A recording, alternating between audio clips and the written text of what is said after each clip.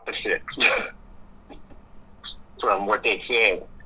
So I'm not too cool with them right now. Wow. And you are Sam's father.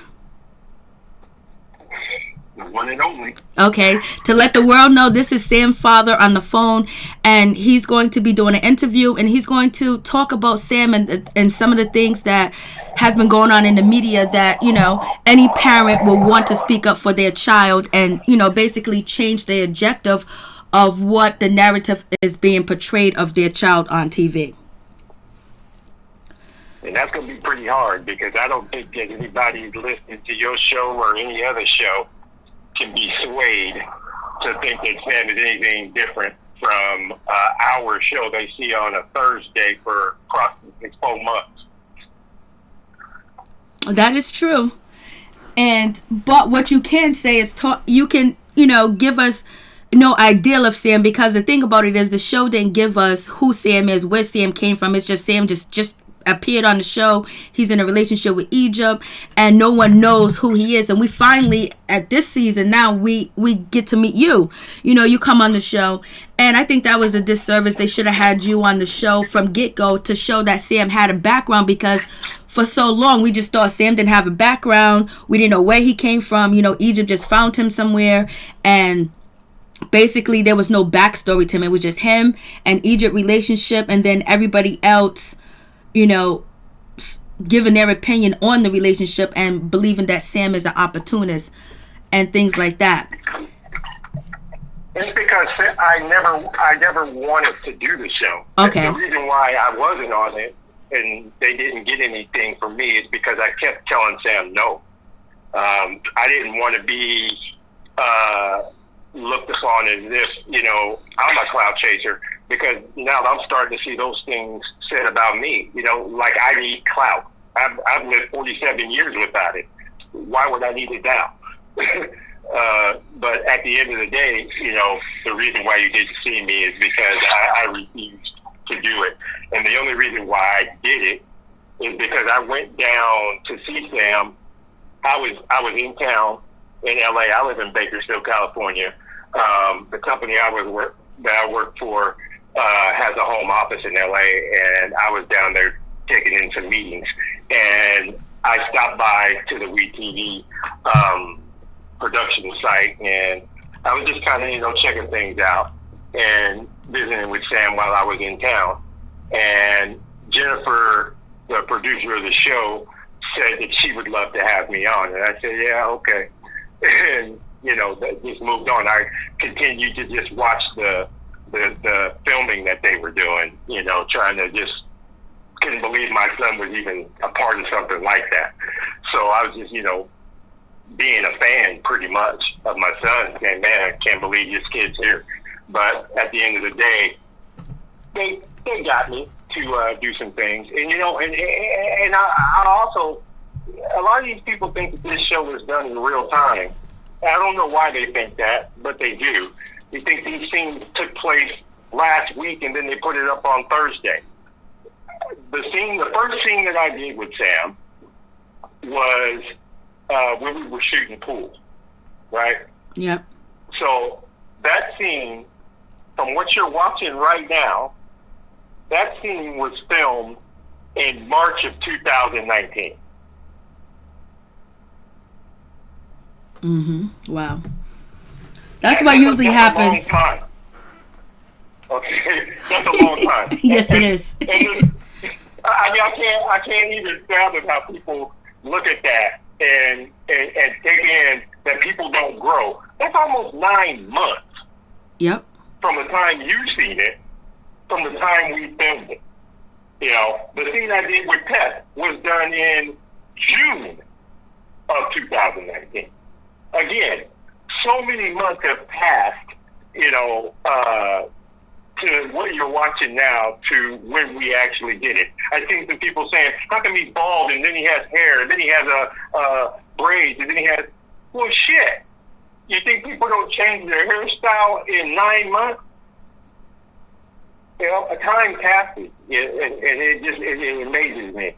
But, you know, that very first thing that we did shooting pool, me and Sam, again, he came up to Bakersfield just specifically to do that. But that March was also around the time that Pep's tour was in Bakersfield.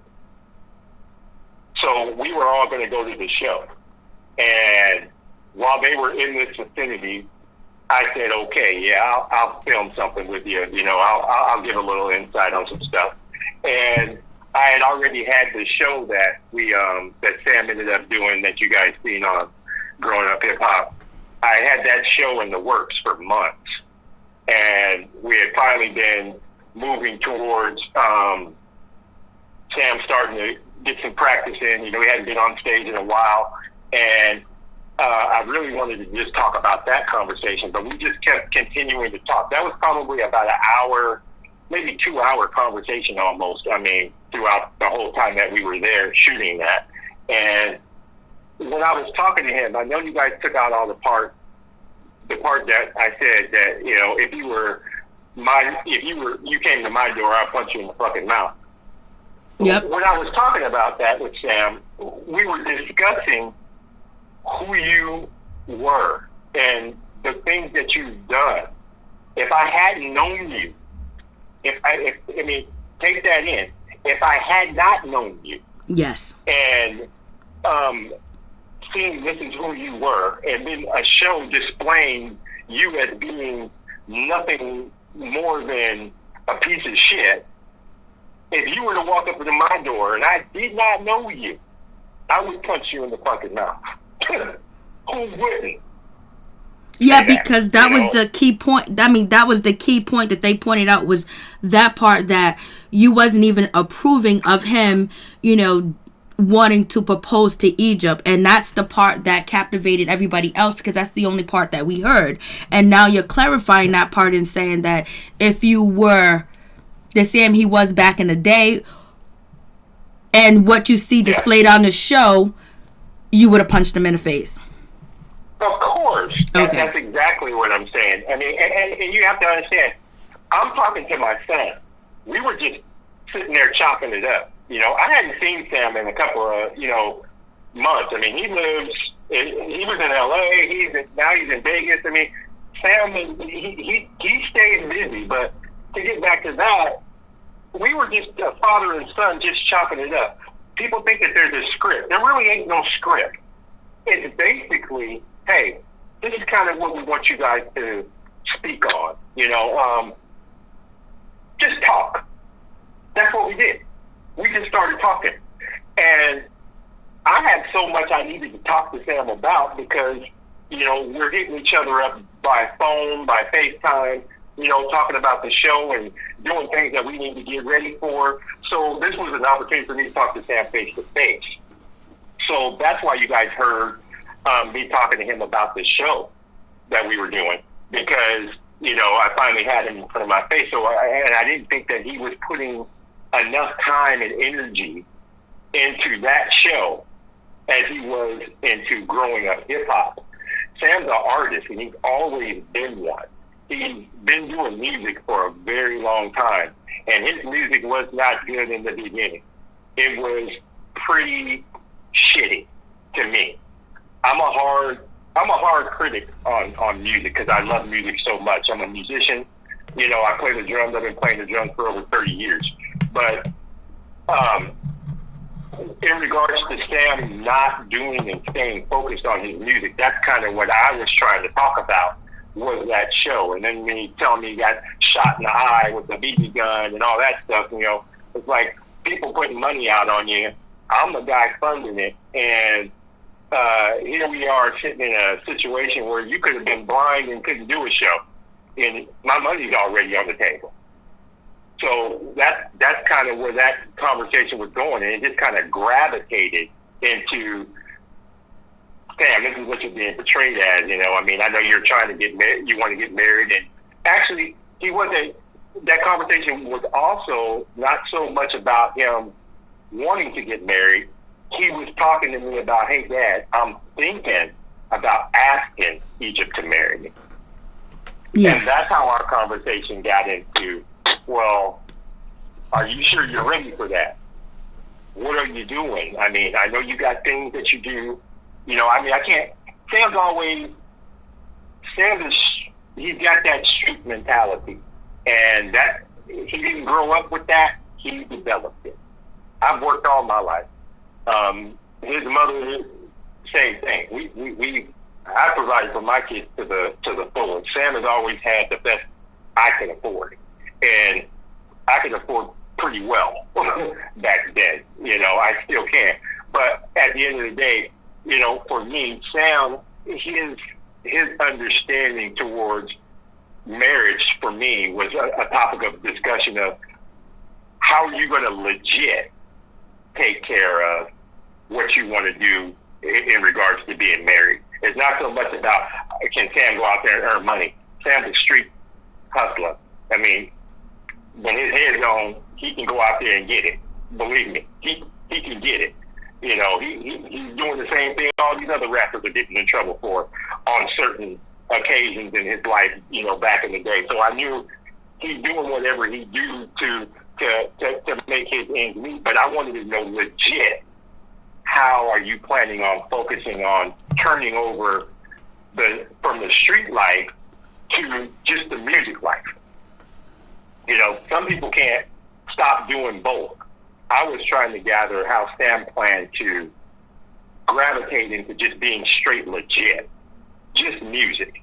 If your music don't sell, you go broke, man. If you don't put everything you got into the music, well then you got nothing. Can you live with that being with her? Because you can't do all these other things. That's what a lot of that conversation was about, and and that's probably why they didn't let you guys see that, because it was a father and son talking. It wasn't a lot of stuff in there that they could grab from for the show until they heard that little snippet of me saying what I would do if he came to my door. And also the other part about making Egypt a instant, mother. And you talked about that. I definitely talked about that. I mean, not everybody is cut from the same cloth of being able to take on someone else's children. And Egypt being as young as she was, I just wanted to make sure she understood that's a package deal. Okay. Egypt's been at my home several times. I mean, I love Egypt to death. I mean, she's a part of our family. As much as you guys hear Sam as a part of their family, Egypt is a big part of our family. I got pictures on my wall of Egypt in my house. So, it's like, I wanted to make sure that this girl understands. And when I was talking about that to him also, I was married to Sam's mom for 22 years. I have 2 biological kids of my own. I have 3 children with my wife that I am with today, who had 3 children before I met her. And she was married for 14 years. So I'm a step-parent talking to my son about making someone a step-parent. Okay. I wanted to make sure she understood what that was all about. I know how she is with Prince when they're around. I mean, shit, you would think that Prince is her kid. He's on her leg, in her arms, goes wherever she goes. That's kind of how they are. I can see that she's handling it, but for me to try to see if Sam understood, is she really understanding that, she's going to be a mother to these kids, if she's signing on to that. And that's kind of where that conversation was, it was just trying to make sure he understood, and he's had that conversation with her. Okay. And also, during that conversation too as well, like people, you already cleared it up, but people had the consensus that, Sam wasn't doing anything. He was just laying around the house. He wasn't doing his music, and you was there to try to, coach him to do his music. And people took it as him and Egypt are just laying up in the house and he's not doing his music. Basically he's comfortable. And you were there to try to tell him, like, he has to pick which one he wants to do. When you said he had to pick and choose a lifestyle, was it the acting he had to put on hold and focus on the music, or was it the street mentality he had to put on hold, or both? For me, it was both. Like I said, every time I talk to my son, I talk to him like like a father talks to his son. I mean, and I don't. Everybody who knows me, all of Sam's friends that come around, they know me. I don't candy coat nothing. I say it straight. If I think Sam being full of shit, I just look at him and say, "Stop being full of shit." Okay, tell the fucking truth. I've always made sure my kids understood the truth will set you free. If in my house when they grew up, if you told the truth, I don't care what you do or what you did. If you told the truth, there was no punishment. There was nothing. I just let it go. I just let it go. But if you lie about it, consequences. Tell the truth. So, in regards to Sam not doing the things that I thought he should have been doing, it wasn't that he was being so lazy. It was more the fact that I used to get 4 songs. I have every song Sam has ever done in a rough draft file in my computer. I mean, I have every song. There's not a piece of music that Sam has done that I don't have a rough copy of. That before it went out to the public, I had it all. I used to get 4 songs probably a week from Sam. This kid's got a catalog of music. I mean, he's like fully loaded when it comes to things that he's been doing. And then all of a sudden, after he met Egypt, I was getting a song, a half a song, an idea of a song. That's what I meant by being lazy. Okay. I mean, are you going to do so? Are you doing music or are you not doing music? And that's when he kind of let me know, Dad, I'm not trying to come off as if I'm trying to be up underneath Egypt and make something of myself on her name.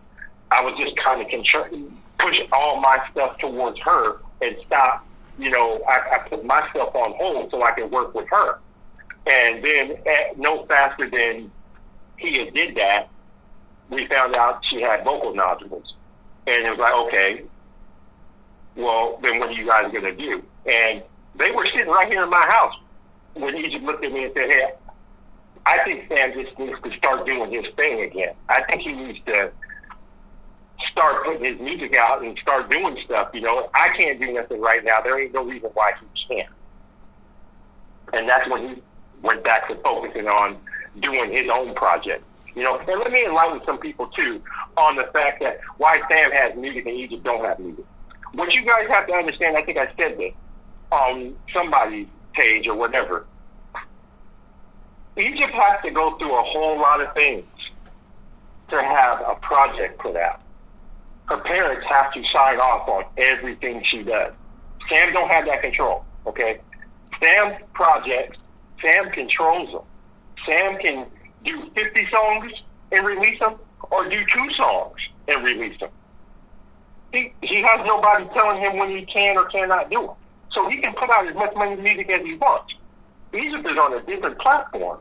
She has to go through certain steps for her music to be released. Her mother won't let just anything go. Everything has to be screened. Everything has to be looked over. All I's and T's got to be dotted and crossed. That's the difference between her music and Sam's music. Wow. And that does make sense. And, just by you saying that too as well, gives people the understanding that, her parents are still involved in her life, and they have, they are watching over her, making sure that she is protected. And that's what, people are really concerned about, because what is displayed on TV, it just seems like, Sam is an opportunist. He met a rich girl, and now he's on TV and he's taking over. But you explained it as far as, she can't put out music because she has difficulty with her vocal cords, and her music has to be approved. Even if she's working on music with Sam, it has to be approved by her parents. Yeah, in the music that was released, they let go. I mean, Sam did his best to try to make sure that Egypt stayed relevant with something. That's why she was only singing hooks. Okay. That's all she could pretty much do. I mean, she She couldn't carry a whole song. She couldn't do all that studio work. You know, it was a lot of stop and go. So he made a way for her to do something she could do.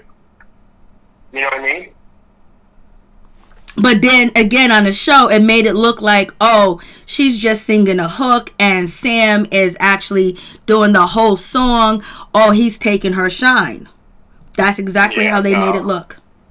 Yeah, and they did a very good job at it. But it wasn't about taking her shine. It was just trying to make sure that she had something. You know, people were getting something. I mean, people gotta wake up a little bit. He's just been on this show since day one, okay? Where was Sam on season 1? Where was Sam on season 2? Mm-hmm. Where was Sam on season 3? Where's the music season 1, 2, and 3?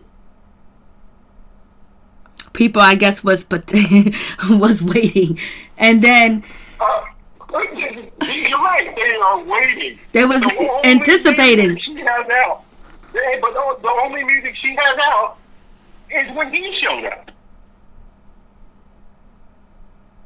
That's a good point. I mean, he's the one. They're saying that he's making it about himself. But the first piece of music that he ever let anyone hear was something with her on it. Romeo ain't put no song out with Egypt. JoJo ain't put no song out with Egypt. Mm-hmm.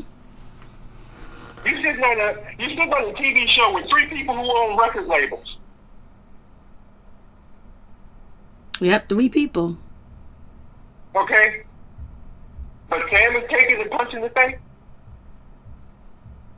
Because I don't think people even think about that, because I don't think that has even been a question. Why hasn't she did music with Master P? Why hasn't she did music with JoJo? Why she haven't did music with Damon Dash? How come they haven't even asked her? I don't even think that was a question, because I guess people, was assuming that Pep is going to take care of that. And now since, Sam became her manager, they're going to do that. And what you're saying actually does make sense. How come she's not doing music with anybody else that are producers or have record labels on the show? And I don't think that came across people's minds, because, Master P kind of films kind of separately. Romeo films separately. JoJo films with anybody. And Damon Dash kind of films separately now this season. But it would make sense for whoever's an artist. If you want to show with somebody that owns a label, you would do music with them. You think? I don't think people really want to ask those questions because they're so busy concentrating on Sam. And Sam's not Egypt's manager. Sam is Egypt's manager representative, if you want to say he's anything, because everything that he does goes through Pep. Pep tells him what to do. She's a very busy woman. She has things to do. Tretch is a very busy person. It's a win-win for them to have somebody who has an understanding of the music business. And Sam has a very good understanding of the music business. Let me put that out there for all these people that are listening too. Do you know what the best person to work with is an indie artist? Because they have had to do everything by themselves. Do you know how much he's learned having to do it all by himself? So when they ask him to do something, he knows how to do it. When you give him a direction and say, hey, call this person, do this thing, they're giving him the resources to work for them. I don't see nothing wrong with that. Could they ask Kiki to do it? Sure. Why didn't they? Because I don't think her specialty is music. Right. I was hoping you said that. Sam's specialty is music. This kid, I hate to boast on my son because it just looks like I'm just blowing my son up. But if you knew me and you knew how I criticize music and artists so bad, you would know that I would never blow my son up with this stuff with shit. This kid has a very brilliant mind for music. And I have no understanding how he got it, other than he's worked for it.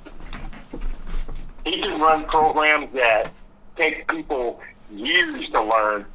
He can look at it for an hour and a half and figure out how to make it work for him. That's good. I think that's what Tess and Tretch see in him. Is their music icon. This is a hell of an apprentice. That is true. And Tretch actually did 2 songs with Sam too as well.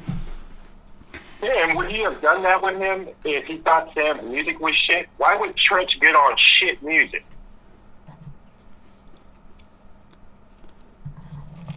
I don't think the question is Sam music shit, because I know, and even the people when I review the show, they know he has good music. We know he has good music. We know his sound, his falsetto's good, and you can't even really put him in a certain genre, because he is multifaceted and talented when it comes to all areas of music. So it's not the question of his music, it's the question of his character, and that's what everybody else is focusing on. And plus, the show does not display his music as much. The little bit of piece that we did get when he did the performance, it wasn't a good representation of his music. And so that's why I went to go search his music. But I had searched his music before, but I was like, it sounds totally different than once you hear him on Spotify and then what you saw on WeTV. Yeah, they said that it would be different. When they said that they were going to film that show, it was supposed to be to showcase Sam's musical ability.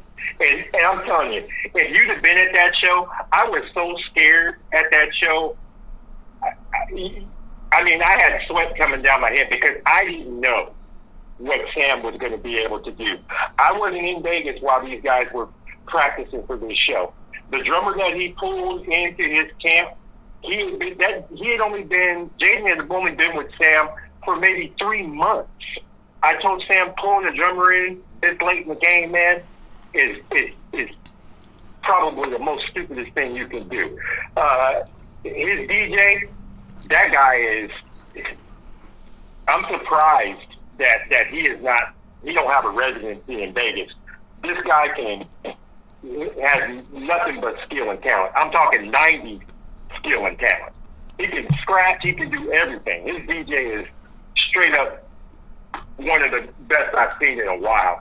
But I was scared at that show because I hadn't seen none of the practice. I only seen a little bit of FaceTime, so I was kind of, worried. And Sam kept telling me, "Dad, it's gonna be good. I got some surprises in there. I just want you to just let me do what I'm gonna do, and it's gonna be good. You just watch. It's gonna be good." Because this was supposed to be a Sam show. Okay, a lot of people sitting there talking about how come Egypt is on the stage and Sam's there. Well, Egypt wasn't even supposed to be on the stage. It wasn't a Sam and Egypt show. It was just a Sam show. The opportunist that they're talking about turned it into a Sam and Egypt show. Because that's what the cast members said. Little twist. There was like the way that she was introduced, that was a problem too as well. TT and Tyran, they felt like the way that she was introduced when Sam introduced her was not properly, and they really didn't hear from her, and it was like, why is he taking all the shine? And then that gets the viewers going, you have Little Twist saying something, and then Little Easy, I don't know if they edited, but it looked like he was agreeing when it was outside talking about the situation about Sam, basically not really giving or paying homage to the legendary daughter of hip hop. But I wonder, how did he not? I mean, again, this was a Sam show. This was not a Sam and Egypt show. He turned it into a Sam and Egypt show. He gave her a set in the middle of his show to do 2 songs. Actually, they did 3 together. But he gave her 2 on her own. Okay? Now, you're talking about a 45-minute set. He gave her 2 songs and then performed another one with her. So for her not even supposed to be on the stage, kind of tells me, if I'm the guy looking on the outside looking in, I'm saying he didn't have to do that. Why did he? But see, the viewers don't know that. You're right. They don't know that. But that's what I'm putting out there right now. It's like he didn't have to put Egypt on that show. He did it because that's his woman.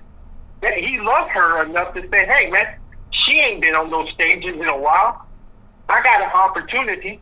I'm going to give her some shine, too. I'm not going to just come out on this stage and do my thing. I'm going to let people see her do her thing. For all the people that ain't seen Egypt do nothing, here she is. And the funniest part about it is they practiced it that way.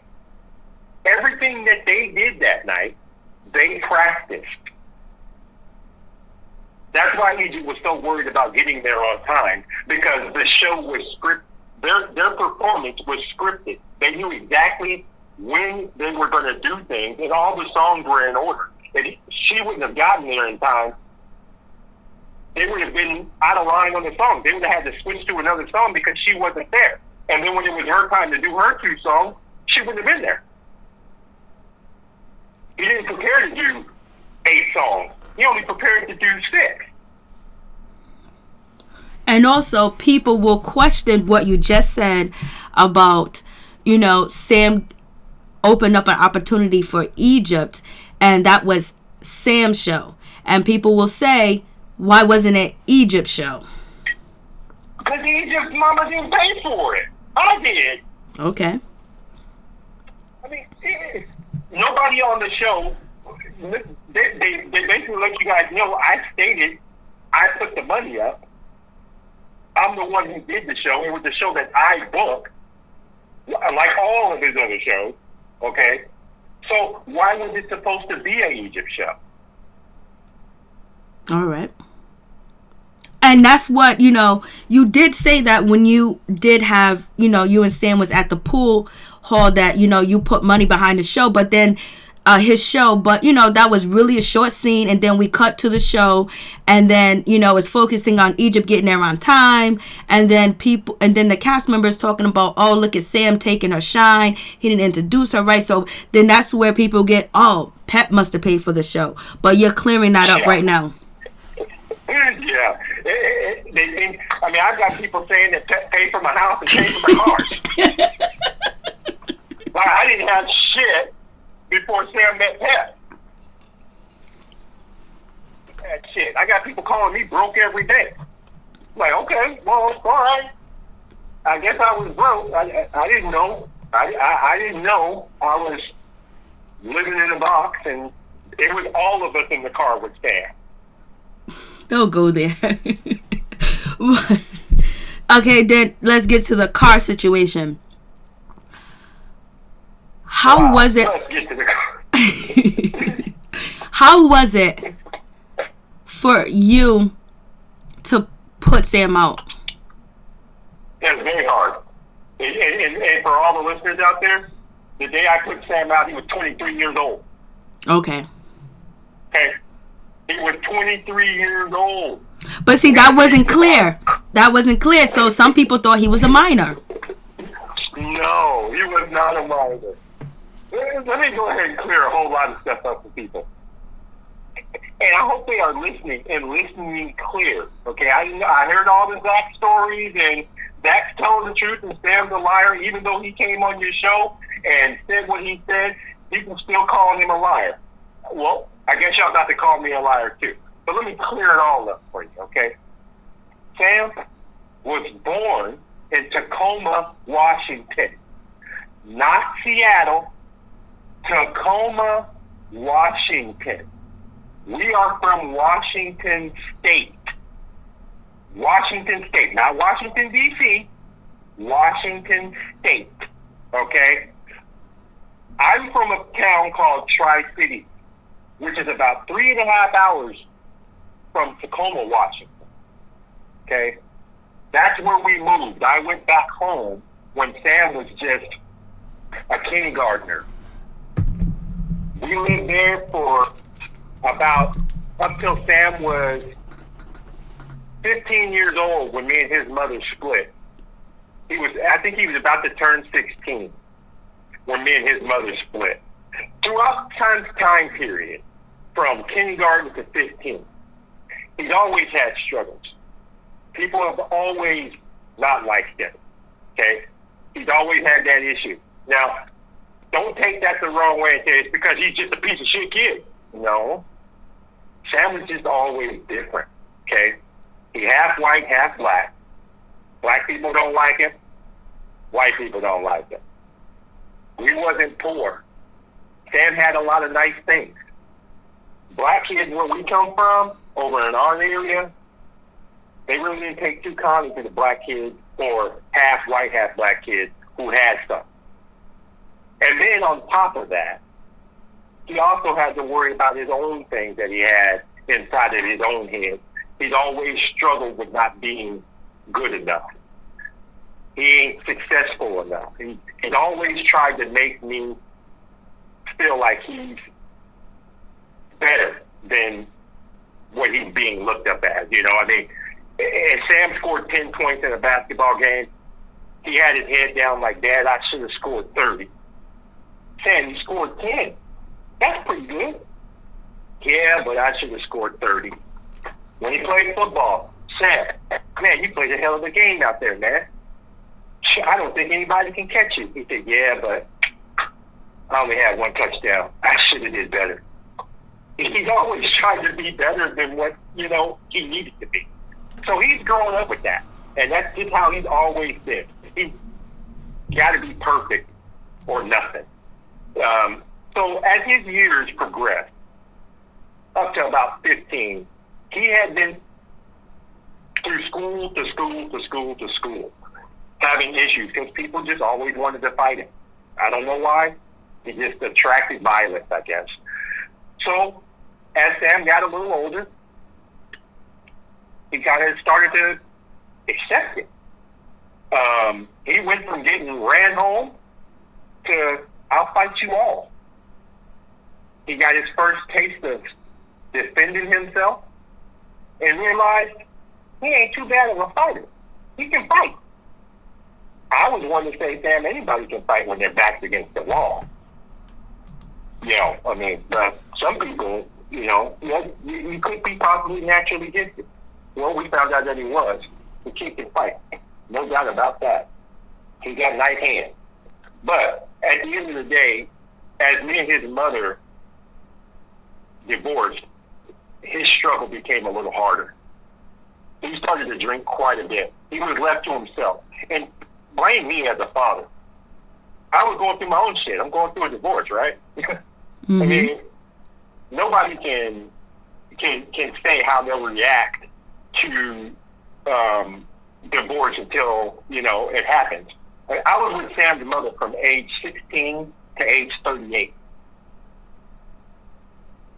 That's a long time.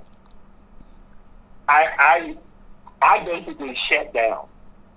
And Sam's mom, same thing. I mean, we both going through a life change. And it was a life change for us. Sam's 15. His sister just joined the Air Force. And she's gone. So he don't even have the sister that, comforts him and, tells him everything's going to be okay. She's not here anymore. Sam's kind of left to himself, really. Again, blame that on me. That's just, how it went. I can't do nothing to change it. Sam was a victim of that. A lot of kids out here are a victim of divorce. Some people take it differently than others. But during that time period, it got to a point where I had to deal with me. His mom had to deal with her. So we sent Sam to live in Texas with his sister. Okay? Now, I just told you Sam's from Washington State. At 15, he moves to Texas. Same problems in Texas. Girls like Sam. Guys in Texas don't know who this new guy is. Not only is he new, he's high yellow. They didn't dig it. They wanted to fight him. Sam didn't do well in Texas. Sam goes from Texas to his cousin in Florida. He's also in the Air Force. He's there for a little bit. Sam trying to get himself together. But he's not happy in Florida. So Sam comes to California to me. From California, he's here for a little bit. I'm still in transition. I didn't move from Washington State to California. I'm still trying to keep my feet back under my, so I can stand up straight. He didn't last here for very long. He goes back to Washington State, ends up meeting a female in Hermiston, Oregon. Their family ends up taking Sam to Chicago. Sam is in Chicago. Now, I didn't told you how many places already that Sam's been? A bunch of places, from Texas to Right. Chicago, Washington State. So now Sam is in Chicago, okay? Now, Sam, he's probably going to be so pissed off at me. But people, y'all want to hear the real, I'm going to tell you the real. You don't know the struggle in a person's life till you understand how in the hell can a young man go to Hermiston, Oregon in the back of a U-Haul? From Hermiston, Oregon to Chicago in the back of a U-Haul. Wow. Okay? That's the lifestyle that he was about to come accustomed to. He didn't came from his own little rough life that he created to now he's about to hit Chicago, the roughest part of town ever. Strange thing happened. Sam is accepted in Chicago. Of all the places. Of course, Chicago, most of the people from Chicago are from down south, are from Mississippi, from Louisiana, and from states. But Texas, it was, especially a couple of years ago, 15 years ago, it was probably pretty tough on the young man. But he was able to survive in Chicago, and many people can't survive in Chicago. But he did. You're talking about a kid who was not accepted anywhere else. 4 other places. And this fool ends up in Chicago, the hardest place ever, and is welcomed with open arms to a street life that he has already embraced. Sam had already been running the streets, okay? Now he's running the streets with the big dogs.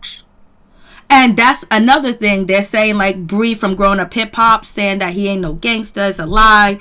And Zach saying that, he's claiming a gang or being in a gang. And we're hearing it from you that he was running with the big dogs. Because, He was running. He was co-signed. He was running with the big dogs. I got 2 brothers that are gangsters, okay? People who know our family know. I got 2 brothers that are gangsters. They're both my older brothers, and they're the most reckless dudes ever. But one of them, my oldest brother, he's not so much anymore after his last prison stay. He came out and he's not doing too much of anything, but he's still an OG on the street, and a lot of people know his name. I'm not going to throw him out there, but a lot of people know his name. And when they found out that Sam was related to him, and then started tying all the people that my brother is tied to.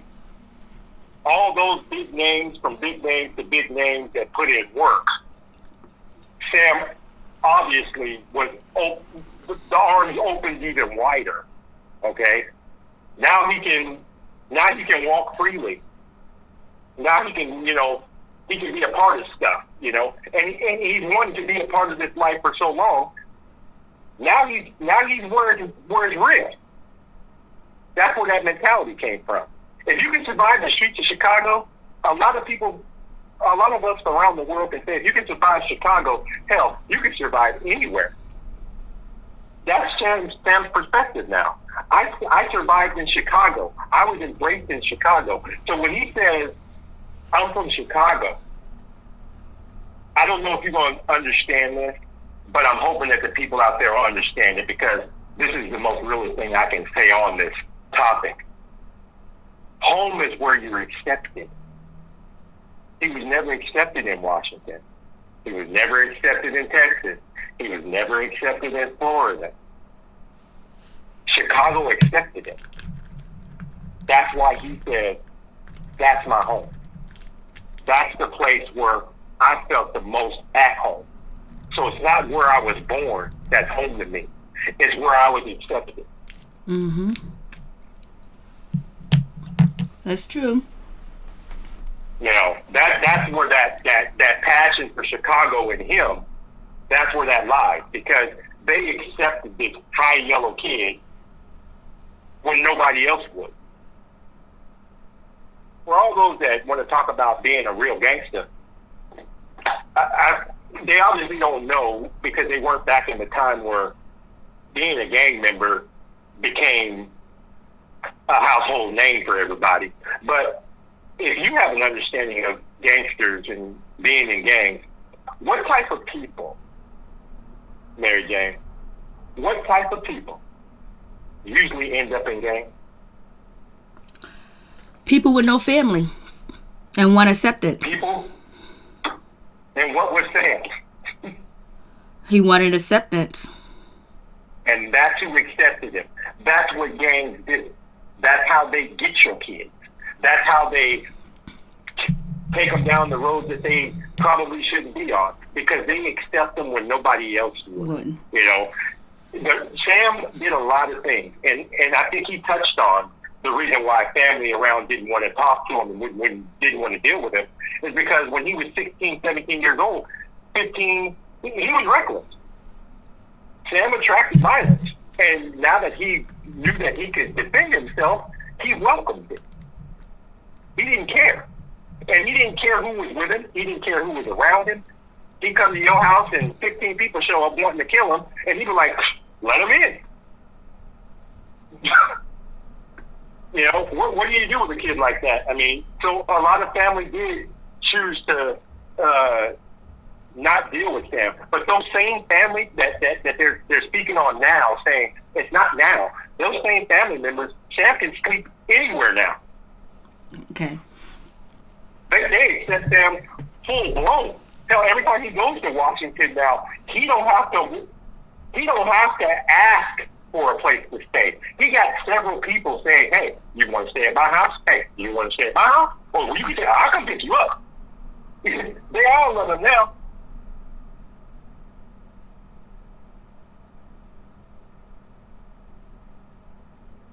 Hello?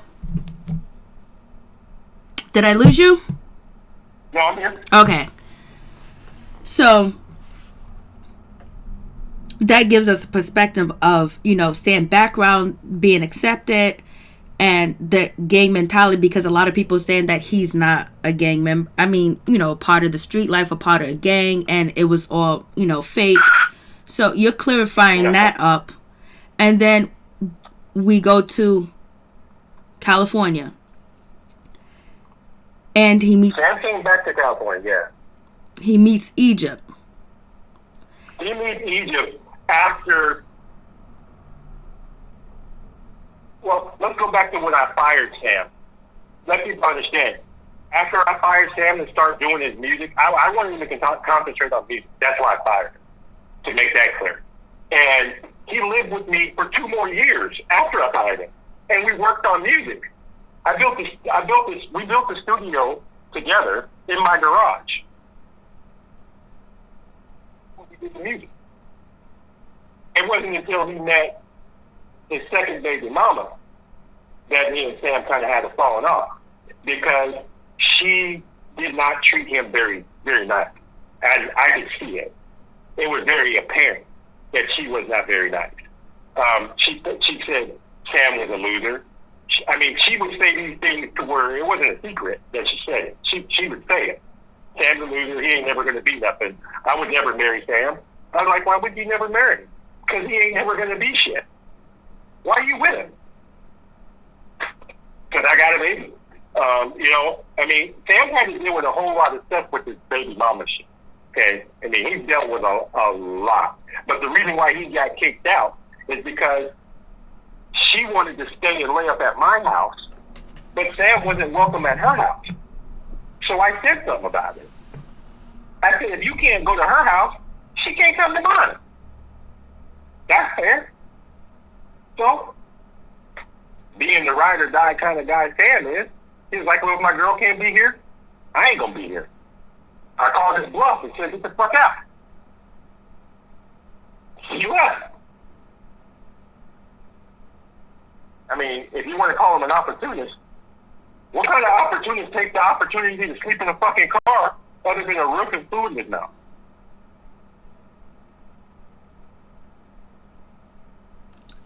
That's what.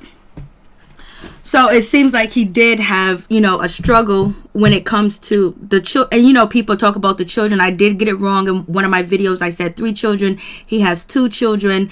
And it's not shown on the show. And I know probably Sam doesn't want his children shown on the show. But people was like, oh, is he a father? We don't see him with his kids, and things like that. And why don't they follow him on Instagram? I swear, if people just follow Sam on Instagram, you'll see everything you want to know. Everything you scroll down. Stop just looking at the post he just posted. Go through his whole Instagram. Answer all your questions. You want to know if Sam got a hair weave? You'll find out that fool's hair used to be down his back. His real hair. He cut his hair because he was going to go into the Air Force. That's how Sam got his first haircut. And when it didn't work out for him to go to the Air Force because his background was not so clean cut, I mean, he passed the test, did everything they asked, cut his hair, did everything. They didn't let him in. I think that was the moment where I realized Sam is meant to do music and nothing else. If the military won't take you, yeah, what you got? You got to rely on whatever talent you got, man. Put everything you got into it, But that's how that happened. That's how he got kicked out. He made a choice. His girl and her child, or you can stay here. Which one? He chose his girl and his child. He knew that he couldn't go to her house and stay because her family didn't like him. He knew that the car was going to be where he was going to end up, and he chose it. But it turns out that was the best thing that ever happened to him. If I don't kick Sam out that day, me and you ain't talking on the phone right now.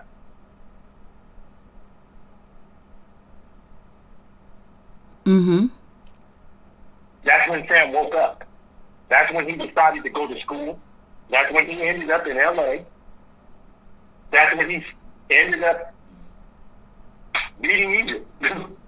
I mean, none of that happens if he don't get kicked out. And that's for the chick at the hair salon.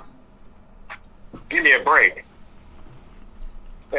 Is what she did not an opportunist, Mary Jane? Well, with that situation, would you call that an opportunist? She wanted to be like she seized an opportunity. And you can say that she sees an opportunity too as well.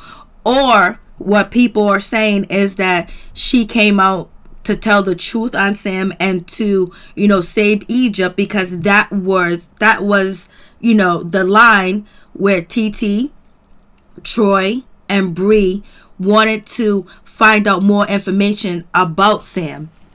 And that's when she comes out is that he slept in the car. That's all they found out was that he slept in the car. Sleeping in the car makes him an opportunist. Well, this is what it goes on from there. As he slept in the car, and he was sitting in the car while she was working, and then that looks like, oh my goodness, he's very controlling. You know what I mean? And so but that. How come it doesn't look like where else did he have to go? He's sleeping in the car. He took it out. Because they're saying, like, if he's in the car, instead of sitting in the car watching her, the narrative was pointed out on the show that he stayed in the car and he watched her work and he was watching her every move like it was weird. And he wasn't watching her every move like that. It wasn't like that. And I guarantee you they probably won't say it wasn't just Sam sitting in the car. It was probably Sam and Prince sitting in the car because they did that shit all the time. All the time. And see, that's where that narrative comes where, okay, it looks like, okay, he's controlling because he's not even, he's watching her work and he don't want to leave. And that's where, she comes in with the situation, like, basically he's an opportunist and he found a better opportunity when it comes to Egypt. And then it also shows that, oh, maybe he is controlling to Egypt because he is older, and with his former child mother, she couldn't even work with him sitting in the car watching. And like people saying, well, he should have been looking for a job. He should have been doing this. Why is he watching her? That was the narrative that was displayed.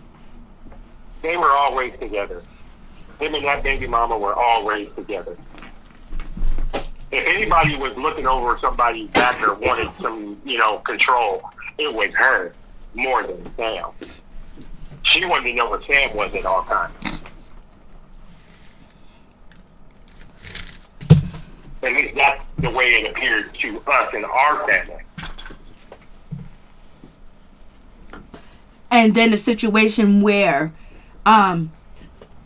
it was something that he wanted, it wasn't a chance encounter with Egypt. He knew who Egypt was through Troy, through Chantel, of the selling the hair, and because and that's just not true. Because it's, but I can't really speak on it because I wasn't there. No. But there's so many things that just don't add up. Okay. Yep. I mean, let's just keep it real. Sam. First off, Mary J, do you really think that I could be at the right place at the right time to catch you somewhere at the right place at the right time and make you fall in love with me? No. It's just not possible. Okay, that's the first thing. Second thing, if Sam was an opportunist and all he wanted to do was get over and use Egypt, why did he give her so many reasons to take door number 2? Why? What? I mean, that's got to be the worst pickup line I've ever heard in my life. Hey, hi, my name is Sam. I got 2 kids. I got child support. I got 2 baby mamas. I'm practically homeless. And you want to go out on a date? That don't seem very logical. Sometimes people don't deal with logic. Sometimes logic is, out the picture. And, A 17-year-old would have turned that deal down if she didn't like the person. You ain't got to be smart and have a whole lot of wisdom to hear 2 baby mamas living on the street, no money, and a back child support. That's enough to scare 15 women off that can't even see you. All they do is hear that. I really don't think that's possible. I mean, Sam's biggest problem in my eyes is he should have lied so many times instead of told the truth. Because the truth ain't got him nowhere. Okay? I mean, it literally got him nowhere. All his honesty, I told him to lie. Sam, keep that to yourself. That's not worth it. It's not going to work out for you. Dad, you know me, man. I can't live like that. I don't lie.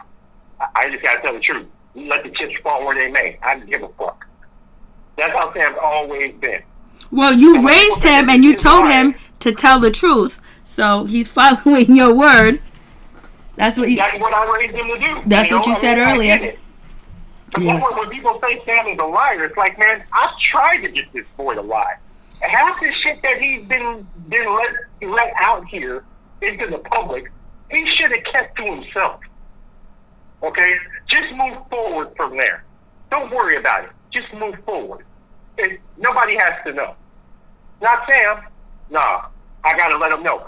Because that, if I do make it, what's going to stop them from coming back and throwing it in my face later? I might as well own up to it now. And that's what Sam's all about. I'm just going to tell the truth now. Whatever happens, happens. You know, I'd rather it be over in a day than I got to worry about it for the next 5 years.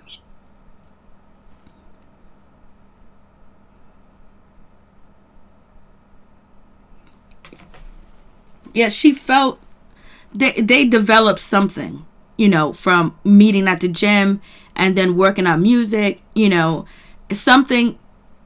They develop something. They develop mutual feelings. And it's just a lot of people just think that, you know, Egypt is young. She's naive. And, you know, she hasn't really experienced life and she doesn't really know much about life. And only way for her to get there is to learn or to experience things. But they believe that, you know, her choice may be poor when it comes to picking a man, because, you know, her cousin TT said that she didn't have the best role models, you know, of relationships, of growing up. So therefore, that's why TT was so adamant about trying to protect Egypt. And I know you did say, I know you talked about TT at one point in time. Now, what is your thoughts on the situation with TT, Sam, and Egypt? My problem with TT is, how come you don't project that shit when we're around, when Sam's family's around? Okay?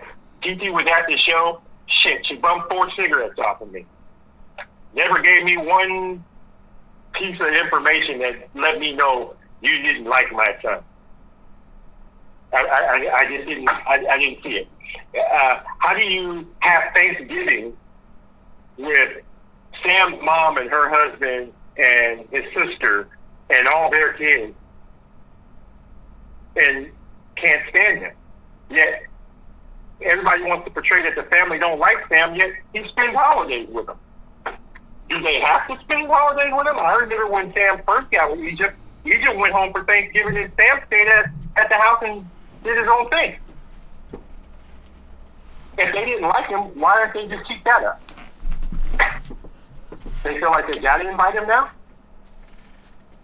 They got to invite Mike? They got to invite his family? So they can sit there with Thanksgiving that's shitty? I think it's because they do like him. I think the Egypt family loves Sam. Everything that I have gotten, they love Sam. I've been around Sam and Tyran. Tyran walks up and as soon as he sees me, he gives me a hug. I'm still trying to understand where all the Tyran don't like Sam shit came from. Because it was displayed on the show, so it seems like maybe that, you know, something could be being created, and what's being created is not in Sam's favor. If, you know, TT, if TT, no, I don't doubt that. Go ahead. Because if TT is spending Thanksgiving with your family, bumming cigarettes too as well, and then Tyran is hugging Sam, but on the show it shows that, you know, they're questioning his character. She doesn't like him, and, you know, TT said that, you know, she was nice to him twice, and all of a sudden now she wants him. And then on top of that, you know, Tyran doesn't believe that Sam is actually being honest about the situation with Egypt, and, you know, kind of feeling like he is an opportunist. That's what is being displayed on the show. I just don't understand what opportunity that he's gaining. I mean, to be an opportunist, what opportunities has he seen being on this show that makes him an opportunist or a user? What has he gained? Well, they're talking about, you know, being on the show, number one, give you publicity, and then, you know, you get paid to, and then, you know, you're supposed to be promoting your music, and he's making connections with people in Hollywood. What connections is he making that he wasn't already trying to make? Okay, the connection with Tressie Tess is because he's dating their daughter, period. Okay? But all the other connections, Sam was already making moves for himself before he met Egypt. I'm pretty sure he can show you several things of places he has been, artists that he had been around, people were already taking notice of Sam. Okay, there's a record label that wanted Sam almost 5 years ago. Okay, and the only reason why they didn't take him is because he wouldn't conform. He wouldn't do what they asked him to do. Sam is true to his music. He believes in his music, and he's not going to do nothing else. He's not going to dumb it down. He's not going to try to be a mumble rapper when he's not. He's going to do his thing, and he's going to either hit a home run or strike out. That's just how he feels. And that's the way to be. And they also feel like he has an opportunity because it's showing, Sam was in college and he was doing engineering, I think, for music. And then, and on top of that, we went from him sleeping in the car with his baby's mother to, living in, a mansion, a $6,000 a month, type of, place. And then now living and the residency, and people were saying, look, he doesn't have to, he's living rent free. Pep is paying everything. They got a studio in the house. He's basically living out his dreams. He can party, have fun in the house. And then on top of that, he got a studio at my house. He had a studio at my house. You did say that. People that say he got a studio at the house, I mean, for God's sake, there ain't an independent artist out here that don't got a studio at their house. That's not hard to come upon. Okay? You don't need much to record at your house. You go to a $10,000 studio because you want clearer sound. Not because you want to just make music. Okay? Everything's a rough draft. You get a project together and then you take it to a major studio to make it better. But just having a studio at your house, everybody got one. That's simple shit. That don't even cost much. You can record from your house for $1,500. Sometimes less. So you have that part with the studio. Then you have who's paying the rent. Pep is taking care of them. Pep is spoiling them. Yeah, right. And Egypt is paying. They don't know Pep. Egypt is paying Sam's child support. She paid his child support. I think he cheated on it for you, but I remember that time because he was trying to go to London. She paid it because he wasn't going to be able to go to London with her because he couldn't get a passport. Okay, and it's going to take him a little bit longer to come up with $1,500 than it's going to take her, who can just pay it right now and you can pay me back. That's how they did that. But what girlfriend wouldn't have did that for their boyfriend if they could?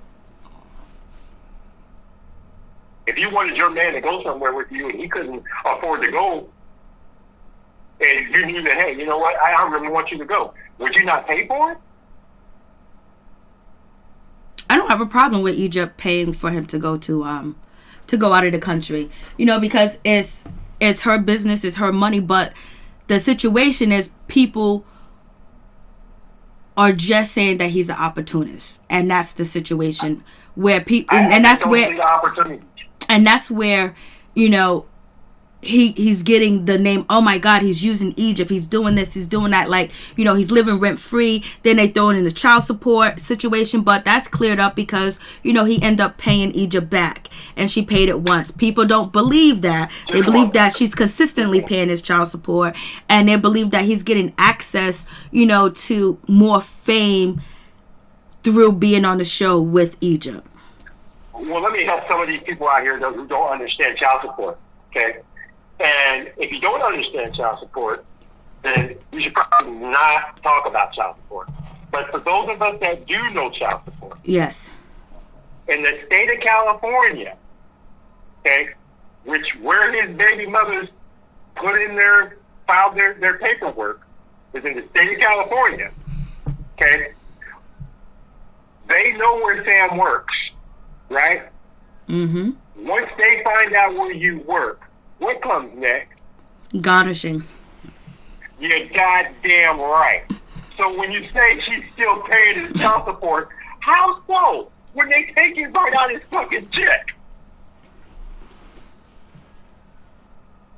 Hold on. Let's say this too, because this is what it's going to be said, oh, yeah, they garnish it out of his check, but then she reimbursed him. No, they don't reimburse nobody. Come on, man. They take it out of his check, and you know why? They take it out of his check because he said okay. Now, he could have chosen the other route, but see, you can't miss when you take that route. It's easier to let them just take it from your check. Yes, it is. And in the state of California, if you miss too many payments trying to take that other route, they're eventually going to put a garnishment on you, and then you'll never be able to take it off, no matter where you go. As soon as your Social Security number hits, they just yank it. Okay? They take your tax returns. They take whatever you get. He took the route to say, hey, I'm just going to conform. I've been playing around with this way too long. It ain't got me nowhere. Just take that money. Take it. I won't even miss it. And that's how most of us who have ever had to pay child support did it. When me and his mom split for a time period early in our relationship, in our marriage, that's what I did. I just had them take it right out of my check. I paid the child support people so much fucking money, they started sending me checks back. It's the easy route. And also, let's get. You ain't gotta pay it. That's true. Let's get back to where you were saying that Pep don't play that. When you say Pep don't play that when it comes to, financing, because we was talking about, rent free, paying for the house, paying for this, paying for that. Well, okay. Now everybody take into consideration all the junk you've heard. Okay, Sam was charging the people that were staying at the house that they were in Hollywood. No, before we get to that about Pep not playing games, is that going to intertwine with that? Oh yeah. Okay. It does because Sam. These are things that are coming into the full circle. For everything that Sam said is true. These guys are out here now talking trash. Sam told you he did artist development. Who do you got talking trash right now? A couple of artists he was trying to develop, right? So they were living at the house and paying rent to be there. Sam figured that when they moved over there, they had a lot of things they were doing. He had a film guy. He had people that were doing production for him. He had all of those guys. Everybody was pretty much living in the same circle, utilizing the resources to be able to make and create around the clock. So that's why they were there. And everybody had to contribute. That wasn't paying that shit. She made them understand that this is what y'all gonna do. Y'all paying for that shit. And you better not miss a payment. You better make sure it's paid. I know that for certain. A payment for what? The rent? The mortgage? You better pay the rent. Okay. You better pay the rent. All right. They had to pay that rent. Now, try this on the side. He just told you that shit cost $6,000. Yeah. Right? $6,000 a month. A month. Is what they're paying in Hollywood. Right? Whew. How much you think they pay for their house over in Vegas? I don't have no idea. Not even half of that. I was gonna say it was probably around like 3 or 2.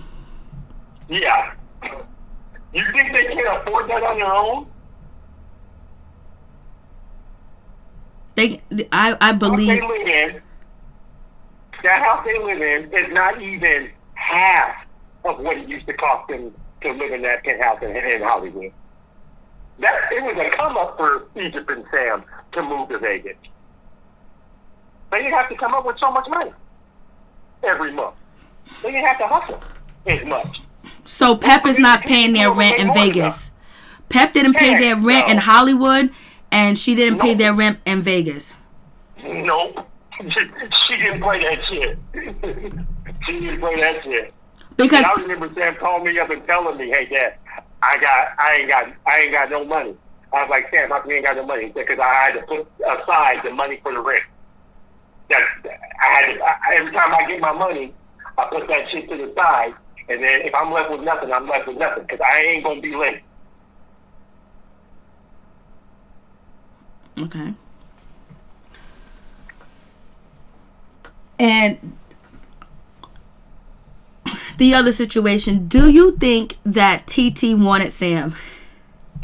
No. Okay. No. And we talked about that. And I said, and the way Sam described it to you is exactly what I would say. You know, if I was over hanging out with you, Mary Jane, and every time I was around you, I'm picking at you and always making some shit up or saying something about you or consistently.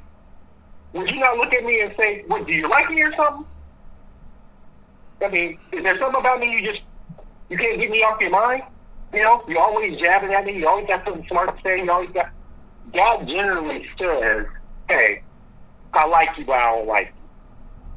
I think Sam called it out and said, "I think she liked me, but I think she's basically letting people know she acting like she hates me, but she liked me, and she liked me not like that, but she don't hate me." Mm-hmm. You know what I mean? It's not that she hates me; she just liked me, but she can't let none of y'all know that she likes me. I'm not that bad of a dude. She knows I look out for Egypt. She's around. She sees that I don't do nothing fucking shady. I'm 100% for her, and you can't find nothing on me. So you picking at me for what? So that you don't have to let everybody know that I wasn't so bad? Because like I said, I have never, every time I've been around TT, I've never seen her express that. If Sam bring a friend around my house I don't like, that motherfucker know it. Mm-hmm. I don't treat them different. I make sure it's known. I've never picked that vibe up from TT when we're around. My daughter says the same thing. Dad, I've been around TT several times. She ain't never popped that shit off when I was around.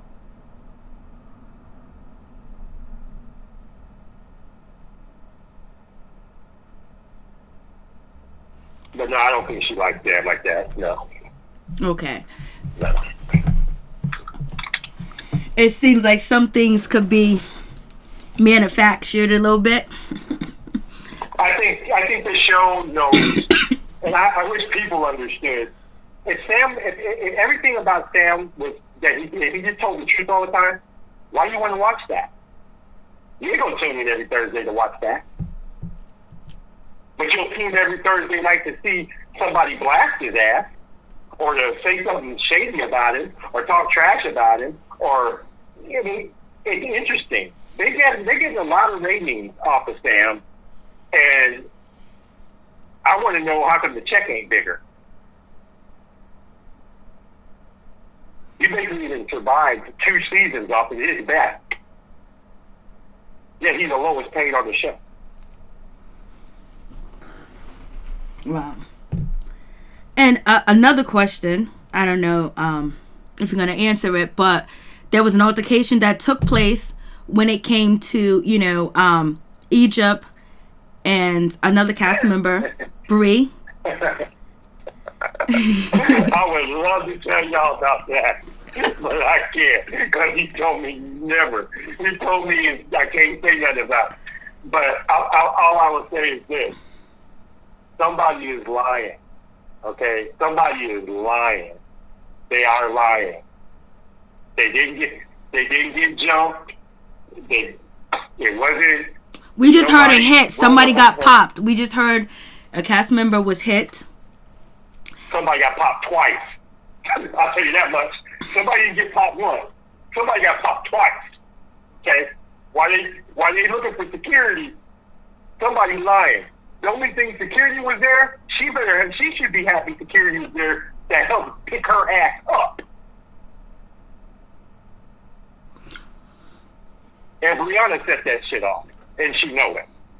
I say that.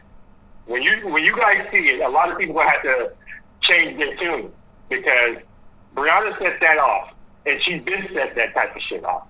You can't come across to people and put your finger in people's face and provoke people and expect that they're not going to respect that you're that person. Okay? I didn't hit many of people, not because I wanted to hit them, but because I was intimidated by the fact that I thought they were going to hit me. I don't want to be here. So, Brianna is the type of person, from what I've seen out of her on several occasions, where she don't have a problem putting a finger in your face. She don't have a problem telling you to shut the fuck up. She don't have a problem getting up on you and raising up on you like, you ain't shit. Well, there comes a time where you pick the wrong time, where a person just might believe you. And Egypt, I ain't gonna say is a scary person, but I think she's probably the same type of person like I am. Like, I don't want to get hit. And I think she felt she was about to get hit. So she took off. Okay. Ooh. Because, now people will say this. Second thing, Sam is a bad influence on Egypt because we never seen her fight before on the show or get into an altercation. And now we see that she's alleged, to have hit someone. And then on top of that, we just recently seen her on Instagram arguing with people that used to live with her that are ex-roommates that were Sam, he was developing them. And people will say now she's turning into a gangster. What do you... Who are her parents? You had to... People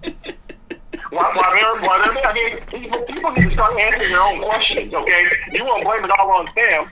Who are her parents? I'm telling you from factual. This is what people are gonna say. No. Well, I know. I've seen it. I've heard it, and I'm telling you. So let's think about it. You're talking about it all, Sam. Who are her parents? It's Trigger Trash and Pep. And you acting like this girl don't got no aggression in her DNA.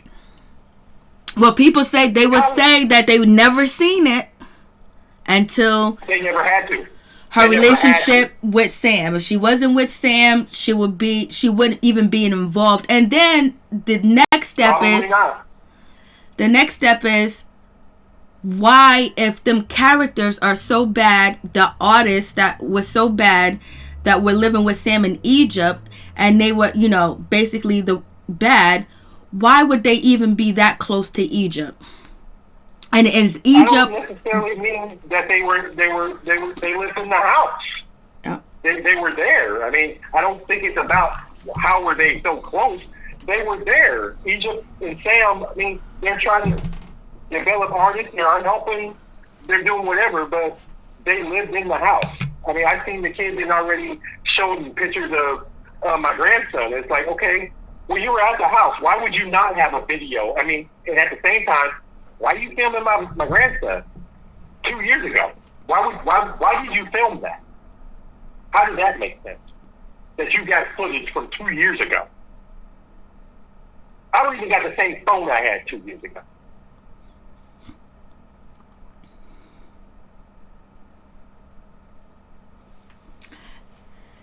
Yep, it's a situation.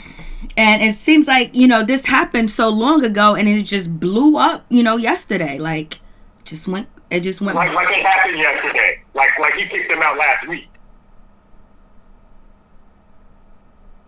Where have they been? Where have they been and what have you been doing up to this point? You been watching the show? How come you didn't have shit to say in season 4? We in season 5. Why you got something to say about it now? And if you want to talk facts, we're talking facts. Sam walked your ass into Atlantic Records. Okay, you didn't have an invitation there before he got there, before you met him. He took you there. Okay, Donald's been working with Sam for a while now. I know Donald personally. Okay. If Sam wasn't shit, why did he walk you in Atlantic Records? If Atlantic Records didn't want to deal with Sam at all, why would they ever allow them in the building? Okay? And then, once Sam didn't want to be with you and didn't want to be a part of your thing and he cut you loose, Donald's still seeing something in you. Okay? Sam's out the picture now. Donald's managing you. What happened? Part of Atlantic. How did Sam wreck your deal when you just said Sam's a nobody and Atlantic didn't even like him? How did Sam have control of your deal with a group of people that don't like him? You would have thought they would have signed your ass just to spite him.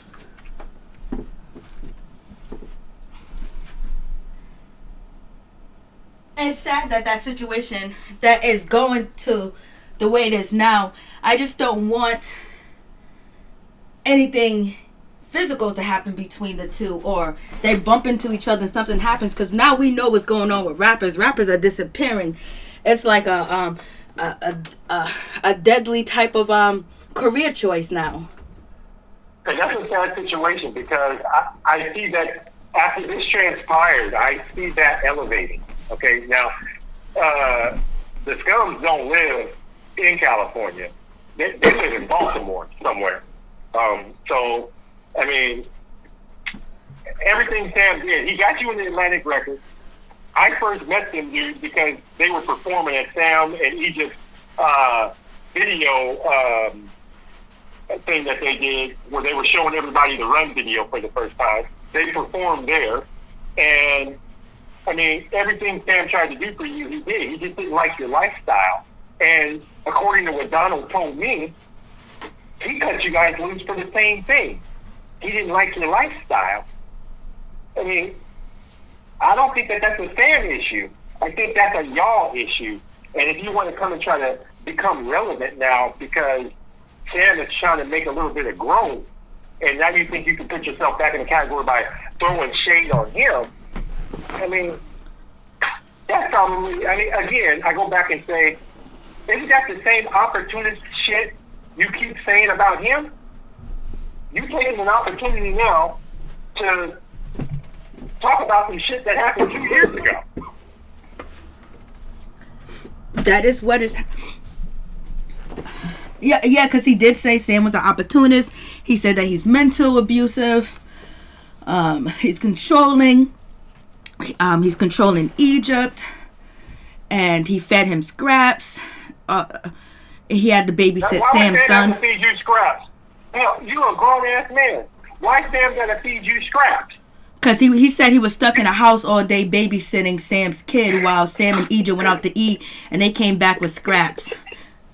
You a grown ass man. If that was true, I wouldn't say it, so I can't really say.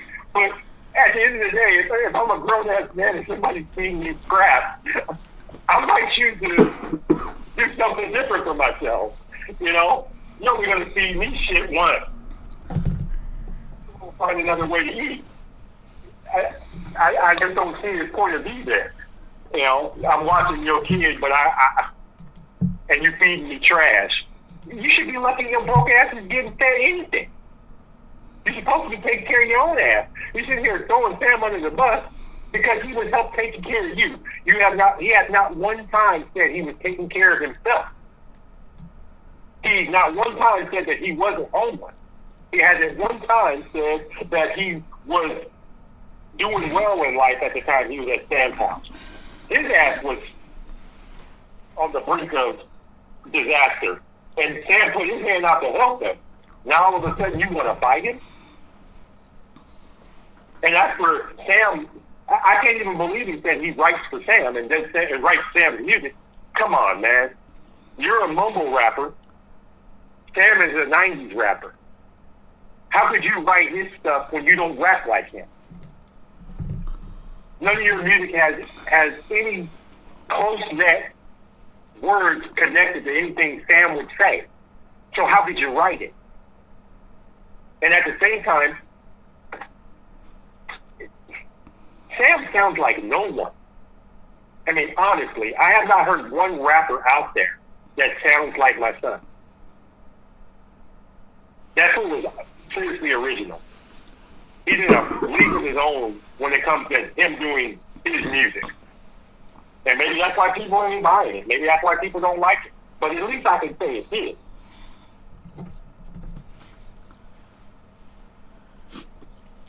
And he also says, his name is Zach. Let me just say that. Zach, he says that he was deceived by Sam because Sam had a Benz. Sam, had this nice house, and Sam promised him all type of opportunities. And then he found out that Sam didn't have that couldn't really offer him them opportunities, and then Sam was jealous of him. So he's saying that when he first met Sam, he was in a Benz, he had this nice house, he was showing off that he had this, he had that, and they come to find out that he doesn't have the Benz, he has a Prius, and it's actually Egypt's house. So he felt like he was deceived, you know, as far as what, you know, Sam can do. Like, basically trying to say, like, a janky promoter, like they used to have back in the day, promoting boxing, you know? That's what he is saying. Well, I just don't see how he can say all that, you know, that Sam promised anything. Anybody, are you following Instagram? I mean, I got to look at him and say, you're a dummy to say what you're saying, because if you're following Instagram, everybody else is talking about Sam with Egypt. How the fuck you didn't know? Okay, that just sounds ridiculous. Sam promised you with a Benz and all this other shit, and this is that. Everybody fucking knew that that's where Egypt lived. Okay, everybody knew that's even though Sam and Egypt moved into there together from day one. They've always been, when they moved into that Hollywood spot, they were there together from day one. Egypt didn't live somewhere else, and then, you know, Sam came and lived with her. No, it was together. They were there together. So when you walked in the door, did you not see Egypt? Was she hiding in the corner? I mean, I guess he was saying that right there. Before, I guess I'm assuming he's saying that before he actually initially went into the house, he had these thoughts because of, you know, I guess, you know, Egypt wasn't home at the time. I don't know, that, you know, he thought everything was Sam, that Sam was like this big producer or somebody that was huge that could really, you know, take their career to another place, and come to find out it wasn't his stuff. I think that's what he said. He's lying. You guys know he's lying. You know how, like, you see, you know, the old saying is, everything that glitters ain't gold. And so I guess he saw the glitter, and he felt had an interpretation of something else or whatever. But how could he have? Okay, it's just not possible for you to even meet up with Sam. Sam is taking you to Atlantic Records and all that stuff, and you not see Egypt. You can't tell me that you didn't know about Sam or about that he was with Egypt. What makes Sam relevant for you to even talk with at that point? That was at the beginning. Everybody was talking about Sam in Egypt. As soon as he came on season 4, everyone knew about Sam in Egypt as soon as he came on season 4. What made him reach out to Sam? I would have to ask him that. From day one, what made you reach out to him? Who brought you to Sam's attention? And if he brought you to Sam's attention, I'm sure that the person that you talked to told you that he was with Egypt. And then told you who Egypt's parents were. I just don't see how anybody could overlook the fact that somebody could mistake or be deceived that Sam wasn't attached to Egypt, and that Sam had all this without her. It just don't make sense. And he also said that, you know, when he was sleeping, Sam would come in and want to fight him all the time. I don't know nothing about all I know, that. you wasn't living. He wasn't living there. I was way up here in Bakersfield, California. I only met the scums one time, but the one time that I met him, I told Sam that night, watch out for them. That's not a good move, and you being kind again. I said it more than once, Mary Jane. Sam's biggest weakness, the people who say he's all these bad fucked up things, Sam's biggest weakness is he cares about other people more than he cares about himself. If that nigga would be selfish for once in his life, he may do something crazy good, but he always worried about somebody else. He always worried about what somebody else is going to say, or this person don't have this. I've literally watched my son take his coat off and give it to a homeless person. Okay? I mean, I'm not telling you shit that I think. I've seen him do it. when he was young, I've seen him come into my house, and his friend has on the brand new fucking Jordans I just bought him, and Sam have on them piece of shit shoes that I told him to throw in the trash. And when I asked him, what's going on? Why the guy got your shoes on? He ain't had no shoes, Dad. What am I going to say to him? Don't help out people in need? I told you, just tell him, hey, next time one of your friends needs something, just come tell me. I'll go buy him a pair of shoes, man. Don't give him the shoes I just bought you. I'd appreciate it. That's the kind of dude that Sam is. And I don't have to gas him up. I know him. I know everything that he's a fault. I know all his faults.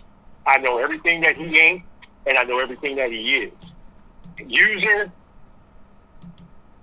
ain't him. He's not that guy. He don't use people. I wish he would have. I wish he would use somebody. Stop taking all the shit on himself and not letting other people carry their own shoes. You know, he has a problem thinking he can save the fucking world, and he can't. You can't save all the people from the hood. You gotta let people rise up on their own and just worry about yourself. That's his biggest problem. The scum is exactly what they call themselves. They just scum, and I think it's funny because I listened to your show this morning that Sam did the interview with you, and did you notice that Sam never said one bad thing about him? Did you notice that he said that he thought their music was good? At the opportune moment that he had all the reason to say something nasty about him. He said, I thought their music was good. I thought these guys would make it. I think they're really good at what they do. He didn't take the opportunity to call them shit and say their music was trash. He lifted them up. No, he didn't, dog their music out, but he did speak on their character too as well. Hey, and the character of their behavior, that Sam saw displayed in his house. He did speak on that. Yeah, and obviously Donald seen the same thing out of him. Because like I said, Sam, he washed his hands with him, and Donald took him on. What did you guys do to Donald to make Donald not want to work with you? Because Donald's a pretty solid dude. I mean, you had to have done something pretty foul for Donald to be like, I ain't working with these cats either.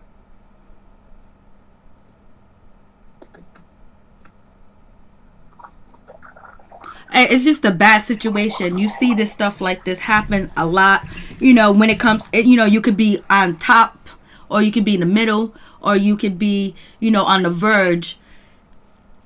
You just don't want the situation to break out of hand and get violent, because we're losing too many brothers, too many sisters, and then it almost seems like being a rapper is like a dangerous job. You got the hip hop police watching you, and then on top of that, you have, all types of stuff that are going on with celebrity rappers. We lost Nipsey Hussle and so many other different things going on that you don't want it to pop off to something that shouldn't be if they meet up, if they can just go their separate ways. I definitely don't. I hope that they do. Because if those guys over there are thinking that Sam ain't that guy and you're trying to call him out, I'm glad he's not the guy that he used to be. I am so proud of my son right now. It ain't even funny that he is trying to take a higher road. But if they try to call that boy back to the world he used to live in, they better run. And I mean it. They better run. Because he ain't that guy. Sam will shoot. I ain't going to bullshit you. He will shoot. If you think he ain't got guns, think again. I mean, and he's a very good shooter. I mean, he got a whole long line of people in his family that shoot guns. His stepfather is... that guy teaches, he's a gun trainer. His sister can pop you from 200 yards. That's what she did in Afghanistan. I mean, he comes from a world of guns. So, I mean, I don't want it to get to that No, point, we don't want none of that. Please, don't provoke somebody, I mean, I got a lot of things on my mind when it comes to where Sam is right now. If there's some parents out there listening to what I'm saying today, I want you guys to be careful what you're doing, because a man can only take so much.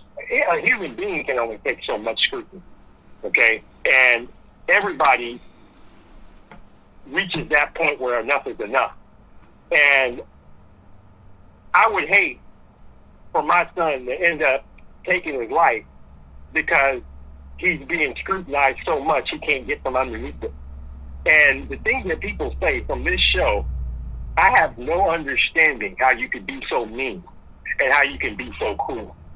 If you have children, imagine somebody waking up every morning and talking trash about your child every day. Not a day passed, and I'm not bullshitting you, not a day has passed where I haven't read something derogatory, nasty, and mean about my son. I don't think that there's a parent out there that can sit here and say with a straight face, it wouldn't bother you. Well, what do you think your kid's going through? No matter how old you are, taking scrutiny and being scrutinized by somebody on a daily basis can be a heavy weight, a very heavy weight. I heard a lady the other day, I read her little post. She said, my son is just another R. Kelly. Really? Wow. So now my son pisses on women, locks them in a room, and makes them pee in a... Oh, okay. Don't go there. No, go there. No. Really? I mean, you understand what I'm saying, Mary Jane? But so, you know, one of the things, R. Kelly. the comments, let me tell you, the comments are brutal. The comments are brutal. The comments are brutal to me, but they are even more brutal to Sam. I haven't seen comments. I mean, I could go all over the place, and the comments are brutal towards Sam. And that's not something that is easy to deal with, too, as well. You got to have tough skin. And, you know, how tough can your skin get? You know what I mean? Because it's real. Like, you know, it's a TV show, but the things that people do say about Sam, it's difficult. I don't even know how he is getting through a lot of the stuff, because, you know, I try my best to break things down and try to look at the mental aspect of the situation, maybe this, maybe that, or whatever. But there's just some people that just don't like Sam. And I think that's something that he's going to have to accept, that he ain't going to be able to please these people, because I can't even please the people. I'm telling you, there's people that you just can't please, and they take it on really, it's really deep to them, because sometimes it opens up wounds in people. You know, like, we can talk about Game of Thrones, you can talk about Joffrey. Joffrey was so hated, there was threats on his life and everything else like that. People was coming after him, and he was just really playing a character on a TV show where, you know, he wanted to change his identity, change everything about him. And he was on HBO. And then you have Power, you have Tariq. He's been people talking about they want to, you know, take him out, and he's receiving threats. It's very serious. Like, you know, people take the show very seriously, and they need to make a better way of displaying the people on the show, because it's tough to deal with. They need to make a better way where their side and everything that they say need to be out there. Or if they can't put everything in the show, at least start like a streaming service like Big Brother, where you can see what's going on that you don't see on the show. They'll show you the full stuff and the full conversations, because Sam is the villain of the show, and people like to hate. That's just what it is. People like to hate, and some people believe that, you know, Sam is that person that is displayed on TV. Well, then get to know him. I mean, stop being. If you don't like Sam, stop with all the comments and just say, I don't like you. Stop calling him a user and an opportunist and just say, I don't like you. Because even when he proves to you that he's not what you think he is, you just say he's a liar. So just say you don't like him. You know, I hear people calling him a clown and all these other bullshit names. Does anybody know who Grizzy Hendricks is? Have you ever heard of Grizzly Hendrix? No. That's sad. And to the people listening to this show, go look up Grizzly Hendrix. Grizzy Hendrix. Okay? This kid has almost 40,000 K followers, and he's blue check certified. And he paints his face and wears a mask everywhere he goes. Not one person calling him a clown. Ain't nobody talking trash about him. He's a rapper, okay? And I don't get how Sam's a clown and he only did it for his show. This guy dresses up like this every day, and nobody says nothing. Grizzly is not on a TV show. And then when Sam was... But he's been on Sway. But that's, Sway is XM radio. That's different. No, he's done a cipher on Sway. The public knows him. He's got 40K followers, Mary Jane. No, listen. He's blue check certified. When you talk about Sway is a pioneer in the hip hop game. He's the one that interviewed, Tupac. When you go on a Sway show, you get in the cipher and you do your thing. That's totally different from a show that's based on the reality of your life where intimate details of you are shown. And so therefore you got Sam that's dressed as the Joker, and then on a show he's dressed as a show that he performed at. Yeah, he's dressed as the Joker, and then you have the cast that are there laughing at him being dressed as the Joker. So now that gives the public also, oh yeah, that's corny. Oh, look at him. So it's not just that he was in the costume, but some of the cast made fun of him being dressed like that, and also mentioned that I hope he's nothing like the Joker mentally. So that was on the show. So that's two different things when it comes to Grizzly and Sam. You don't have Sway. Sway's not sitting there saying, "Oh, why you got that mask on? That looks corny." Because if Sway did say that, what happens? People would agree with Sway. I'm wondering though why nobody is saying anything though about. They're acting like Sam is the first person to put makeup on his face and perform. Kiss made $1 million business off of it. The Insane Clown Posse has done it. The Insane Clown Posse. Tech N9ne has done it. Yeah. There's so many people that have painted their face. How did Sam become the only clown? I believe that what I just said with the cast talking about his makeup, number one, putting it together. I hope he doesn't have issues like, the Joker did. And then on top of that, the narrative already being creative that, he's of his background with Egypt that is being narrated on the show, that they're like, oh my goodness. And then on top of that, the gangster people like, oh, gangsters don't wear makeup, but the Insane Clown Posse was out there. Gangsters. Yes, they was. Gangsters. But Tech N9ne.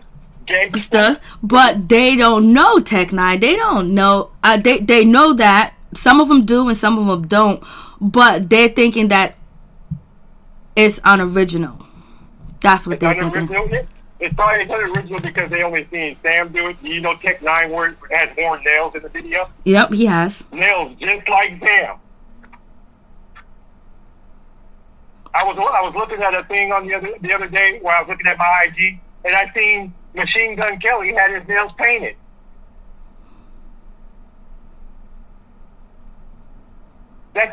Sam's not the only one who do these things. That's my point. He's not the only one who does these things, but he's the only one being persecuted for doing them. When he's just being himself. He basically let the whole world know, I paint my face because being on stage, it's a way for me to live and perform behind the mask so that I don't have to worry about people judging me, people saying anything about me. When they look at my face, they're going to hear my music because they ain't seeing me. All they seeing is this mask. Now, I've heard a lot of people say, hey, drop the mask, man, your music's great. I've seen a lot of those, and I welcome all of that. But at the same time, cut the persecution out. If you don't like him, just don't like him. Why you got to say mean and hateful things to get your point across? That's the society we live in today. And also, we're talking about the joke and the Harley Q, that was brought up too as well, that him and his baby's mother, the one that that was living in, that used to work at the hair salon, they said that she was his Harley Q and he was her Joker. And so people saying that, oh, look, it's not even original with Egypt. He's bringing something from the past into their relationship. So basically he don't really even, feel that way about Egypt because he did it with his children's mother. I never, ever, honestly, ever in my life heard him call his baby mama that. I never did. My wife actually said to me that she thought that she had heard it before. And I was like, well, I never heard it, Maybe they did have that type of relationship. Maybe it wasn't original. But at the same time, maybe he needed a new Harley in his life. The Harley Quinn that I have looked upon in the comic book, and Sam is a big comic head, the Harley Quinn theme that he enjoys to elaborate on is that character to him. Harley Quinn in the comic books was like the savior of the Joker. Everybody keeps saying that the Joker manipulated Harley Quinn. Well, that's not the way the comic shows it, because the comic basically shows you that Harley Quinn was his right hand. She was his shooter. She was the one who had his back when no one else had his back. Whenever he was in trouble, she came to his rescue. And whenever the Joker died, Harley Quinn was the one who brought him back to life. That's the comic. So if you want to put it into Sam's perspective with Egypt, I think for him, he didn't have a life until his mother, according to him. He feels like his life started when he met her. And she's the one who has brought him back to life and gave him a rejuvenation of energy to try to be better. And I say whatever he used to get there, I don't care. If that's what it takes for Sam to be a better man, is for him to think Harley Quinn and the Joker is his life, and that's what makes him a better person, then hey, go for it, man. If that's what you call her, that's what you call her. If you call somebody else that, that's kind of whack. But at the end of the day, it's on you. It's on him. People can take whatever they want from it. But I mean, at the end of the day, for me, she accepts it. She calls him pudding and all other sorts of stuff. I've heard them talk that way. I mean, that's all they talk when they're around. I never heard that conversation like that with his other baby mama. They were too busy yelling and screaming at each other to be a Harley Quinn and Joker shit. She wasn't riding for Sam for nothing. That's true. And another thing, so we can clear this up, before, because I know you already said it and Sam already said it, but just to clear it up, before Sam met Egypt, when he was in California, how was he taking care of himself? How was he maintaining an income? He wasn't around. I mean, that stuff happened so fast. It's like a 2-month period. From when I kicked Sam out, from the time I kicked Sam out to the next time I seen him or even heard from him, he had within it must have been 2 or 3 months had passed, and I hadn't talked to him. I wasn't going to talk to him. During that 3-month period, he lived in her car. They broke up. They were no longer together. My daughter called me and said Sam is enrolled into college. He's in LA. Mm-hmm. He's doing okay. I was like, okay, well, as long as he's doing okay, whatever, and moved on. The next conversation I ever had with Sam, bullshit you not, this is real shit. In 3 months, I hadn't talked to Sam in 3 months. The first time I talked to my son, he called me and asked to borrow $20 because he was going to go meet this girl. And he really liked her, and he didn't want her to know that he, couldn't afford to get into the club. He was like, man, Dad, just, I know we ain't talked, what. And he asked to borrow $20, and I knew he was working, at the little grill place. He's paying his tuition, but working at the grill place and paying tuition and paying for his place. Go ahead. You said you was paying for Sam tuition in school.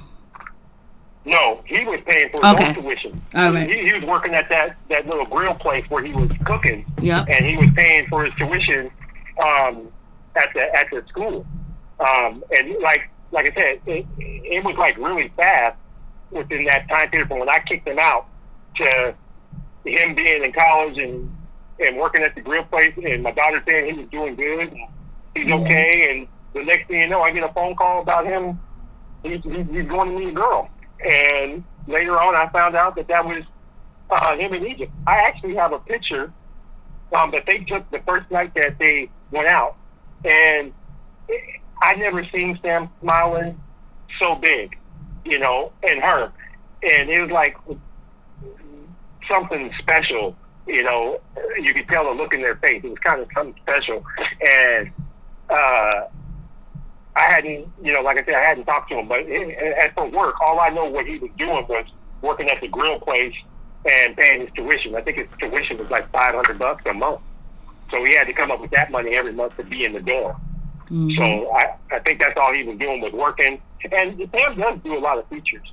A lot of people can say they don't hear all these features that he supposedly does, but I got them. I got copies of every last one of them. Like I told you in the beginning of our conversation, I have every piece of music Sam's ever done, and every piece of music that he's done with people. I even got the music that he's done with the Skunks.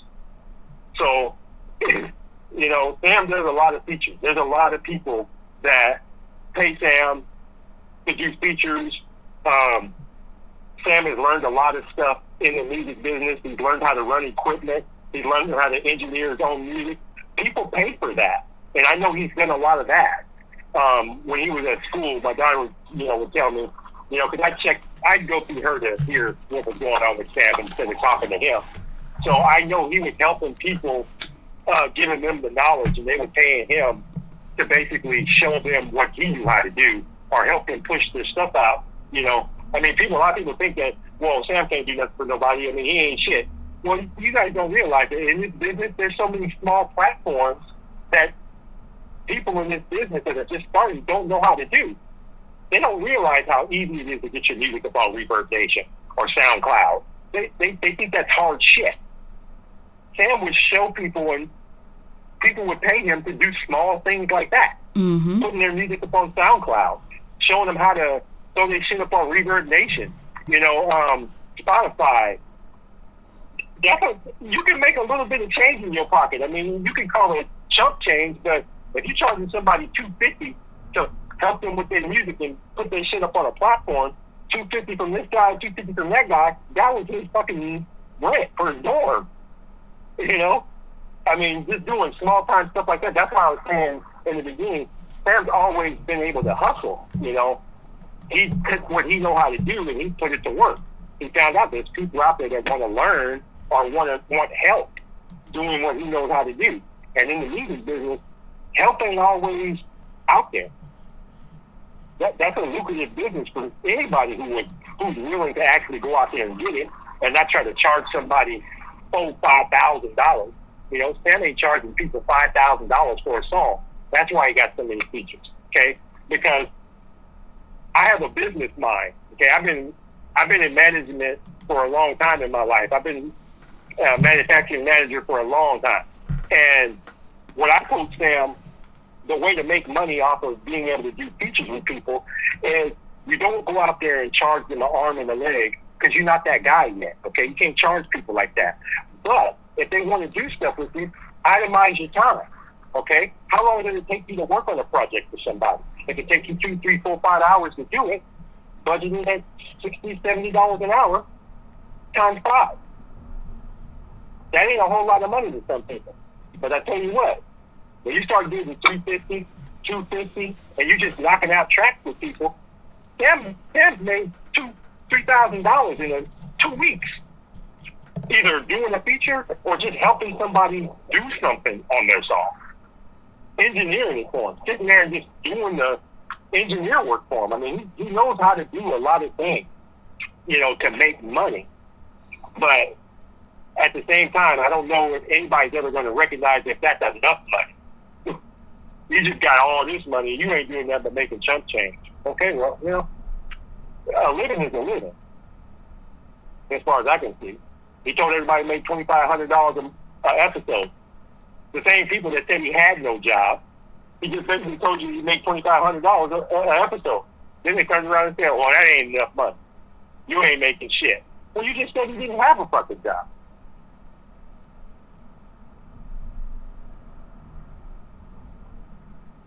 What do you think about him leaving the show? You think he should leave the show? You think it's a good idea? I think it's a poor idea. I think it's buying into the people that have basically pushed you into a corner. And I taught Sam how to fight. And I don't want him to keep getting scrutinized, but if you say you know how to play the game, well, play the game.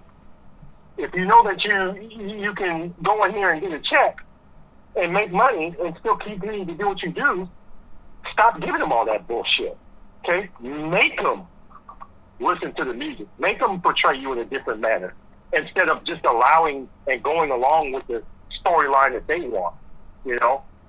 He don't have to say some of those things that he said. I wouldn't let him have it. You gotta know that they're telling Sam, hey, can you say this instead of that? You know, can you just go along with this? It's like the pawn shop.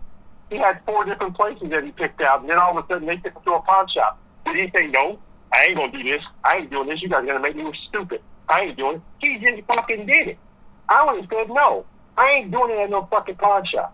You guys are fucking stupid. He could have went to Zales. It's in the mall. Yeah. He could have went anywhere, you know, but fucking the pawn shop. But he let them talk him into doing that shit, and he just rolled with it. Look what it did. You could have easily said no. You knew exactly what you were planning to do that day. You were all excited to go to the places that you picked out. They told you that it was a go, and then they took you to a pawn shop. I would have said, fuck that. I ain't doing this at no pawn shop. If you guys feel like you wasted your time because you set up all this film equipment here, that's y'all problem. You want to take it to a different location? I'm ready to go ahead and shoot it. But if you're going to do it here and try to make me look like a jackass again, I ain't going to have it today. Not today. That's just going too far. You know, look what it did. That's all people saying. Went to a pawn shop. You're a broke-ass nigga. You went to a pawn shop. Forgot about the whole I asked her to marry me thing. Now it's all about the ring she got on. Just because of where it came from. Yep. I mean, you guys realize these guys been together for almost 3 years? Name an opportunist that's been around for 3 years. How can you use somebody for 3 years and get away with it? I mean, you had to make some fucked up moves in 3 years. I have said If that they're acting like before, you- that he hasn't. I said that before, that Sam hasn't done anything wrong as far as, you know, cheating on Egypt, abusing her, you know, as far as on the show that we can see, and you know, and the resistance I met with that was because he don't want to be homeless, he don't want to be kicked out on the street, so he don't want to lose his meal ticket, he don't want to bite the hand that's feeding him. That's what I get back. Well, yeah, tell those people I said this. How does a guy who chose the streets, okay, take that in, he chose the streets. Me and his mom provided a beautiful place for our kids to grow up. They didn't have bad lives like that. We had problems, but they didn't have bad lives like that. They had good shit, okay? He chose the streets, okay? Now, you sit here saying that this kid, he don't want to get back on the street. But this nigga chose the street. You think he afraid to go back? You think he's just going to be a house nigga and do whatever you tell him to so he don't fuck up his situation? That nigga don't care about being on a fucking park bench. Have you not figured that out? They feel like he's comfortable. That way. They feel he like ain't comfortable. He's comfortable. That's what they feel like. He's comfortable. And then you add everything else that happened on the show. Oh, you know, you're telling me, and he said to as well, that he's been working with Egypt because, you know, she's trying to do a different thing as far as, you know, not sing but rap and, you know, do all that situation where, and then on top of that, we had Jew say, like, you know, you used to send me music all the time and you haven't, so therefore, oh, he's comfortable. He just laying up in that house, living rent free, just having a good old time using poor old Egypt. No, he wasn't just living up in the house not doing nothing. He was just not doing nothing for him. He was working on everything for everybody else. You know, the scum. You know, he's doing music for other people. See, and that's what we don't get. 4 different artists. He's got like 4 artists out there right now that he does music with, and they are really good. I mean, some of them they are really good, and he has other things that he just occupies his time with. I was concerned about him being lazy with his needs. You know, that's it. Yeah, so but when it comes to Sam laying up, he never lays up. But see, check his Instagram. We don't get the other part that you're saying and what he has said. We only see what's on the show, and then we have, you know, we get to the part where Egypt is sitting down with, you know, TT, and she's like, how come you haven't been doing anything? And then, you know, Egypt said, you know, she was having a little bit of a depression when they was at the salon or the spa, and, you know, but they're going to be doing stuff or whatever. So the information of what Sam and Egypt is really doing is not being displayed on the show.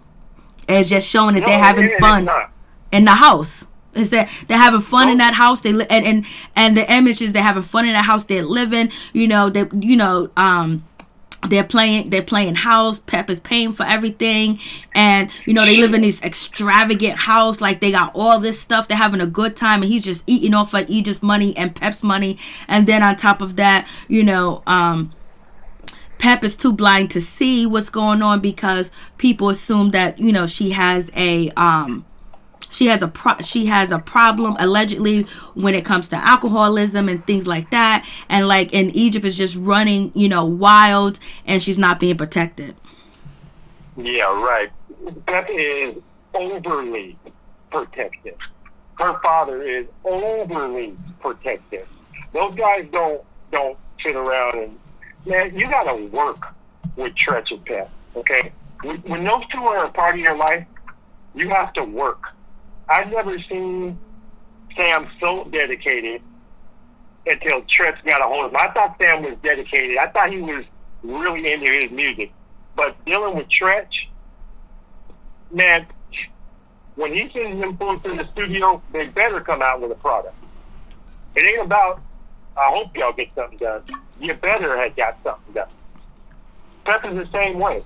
She keeps them guys hustling. She keeps them on their grind. She teaching them the game.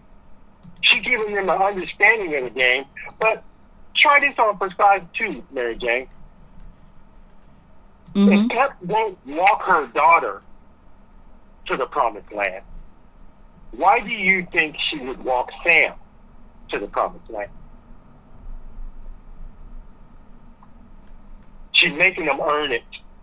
They have to earn it. Trent and Pep will not allow them to just be given anything. They have to earn it. Every day, they got to show something. They got to display something. They got to be up early and ready to go. If they work late, that doesn't mean that tomorrow we ain't going to accomplish something. She keep them on their game. That's why they tell you they move in silence. Because they can't tell you everything that they're doing, because then it won't be a surprise. You know? That's Sam's jab to the jaw. Y'all thought we wasn't doing shit. Boom. Just when you thought we wasn't working. Boom. You thought nobody does my music and didn't care about a thing that I'm doing. I'm heading to the UK. Boom. You don't get to go and do those things when people don't think you have nothing to offer. They don't call you when you ain't shit. They call you because there's something that they think you're doing well, and they want in. Those two are doing exactly what Pep and Trent have set them on the path to do. And I'm happy because I stepped out. I no longer control Sam. Sam is controlled by the same people working with Egypt. Okay? He does what he's supposed to do because they have taken it over. I don't see all that shit people talking about, but these guys just laying up and doing nothing. I know the show showed them with their house dirty and all that, but, you know, it's funny how they didn't tell everybody that they had a party the night before, and then they showed up and when they weren't supposed to, and as soon as they got there, they only filmed the parts of the house that were fucking dirty and did that shit on purpose. I don't think anybody even realizes that, you know, you getting the opportunity to see Sam and Egypt in the house they actually live in. They actually live there. Okay? Ain't no fucking prop house. They ain't, you know, they didn't pack up everything and move it out after they were done shooting. They actually live there. Okay? Without saying or blowing anybody else up and, you know, saying something I shouldn't say. Look at that a little bit, okay? Everything but we won't know. Sam is real. We won't know who's in the prop house. Oh well, I kind of figured who's in the prop house. I got two people. I can. You know what? At the end of the day, I really don't give a shit. Yep.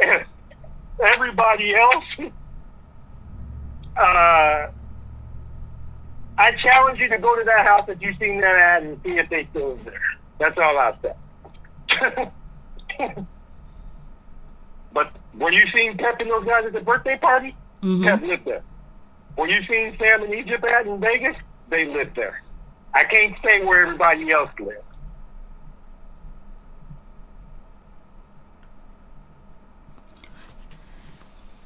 So your sentiments is Sam shouldn't quit the show.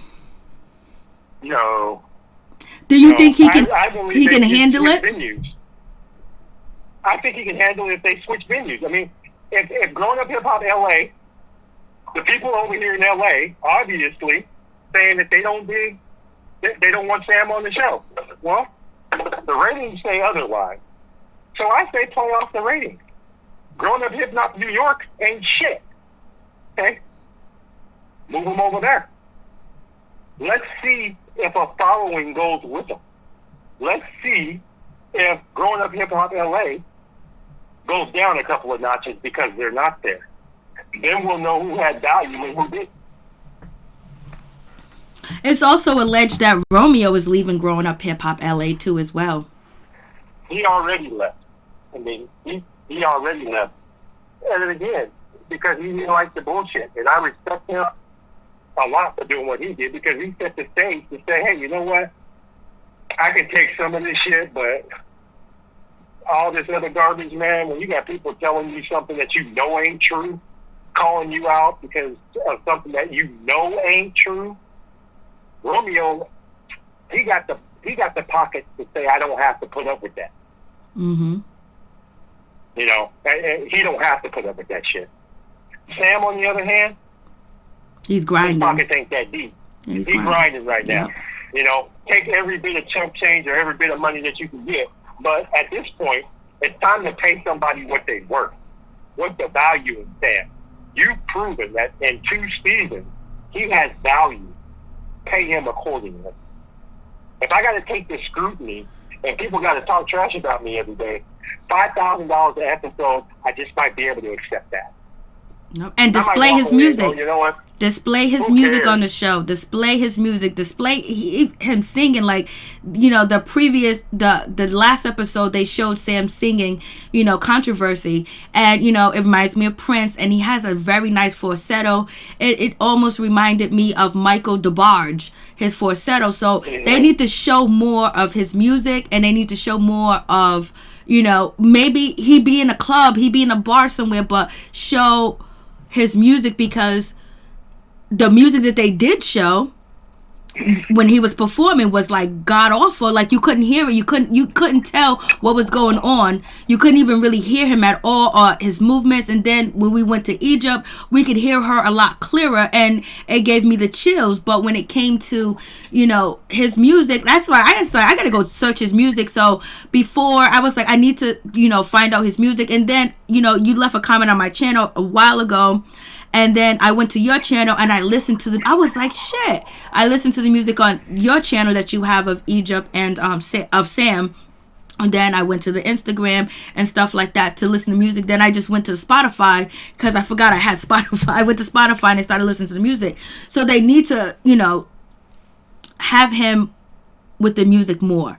That's number one, because that's why people are saying the things that they are saying about clown and this and that, because they don't hear his music. But that was the way it was supposed to be. That's the way it was supposed to be. That's what they sold Sam on. It was like, just take these L's, and then we're going to get to this. They haven't got to this yet. He just keeps taking L's.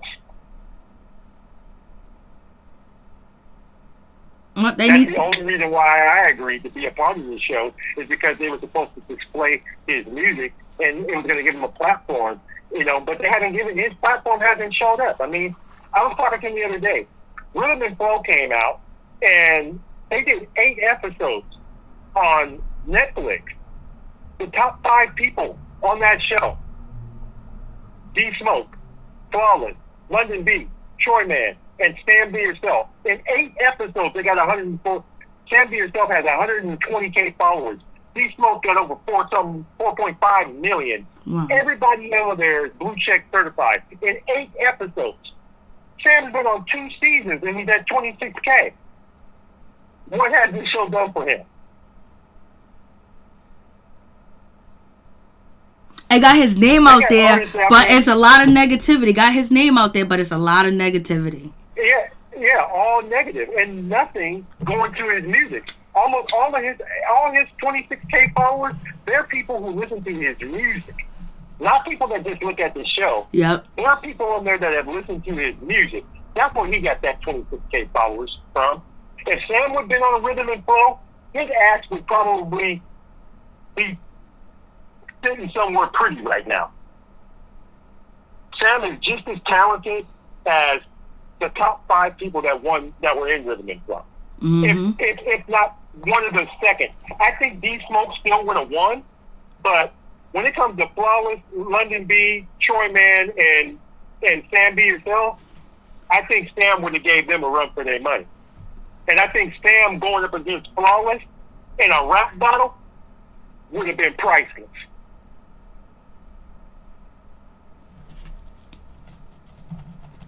He's that good of an artist.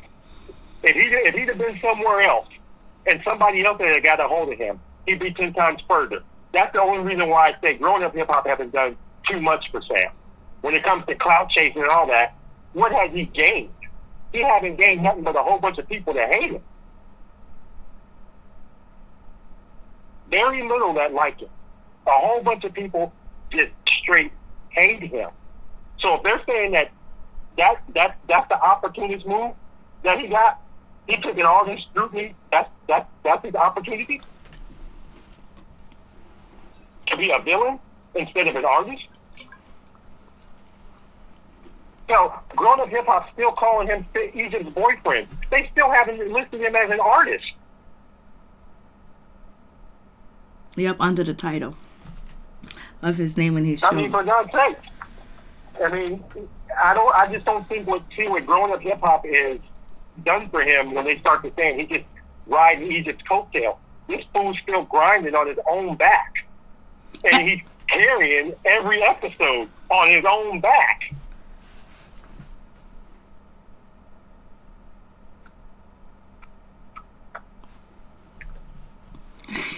I would be asking for a whole lot more.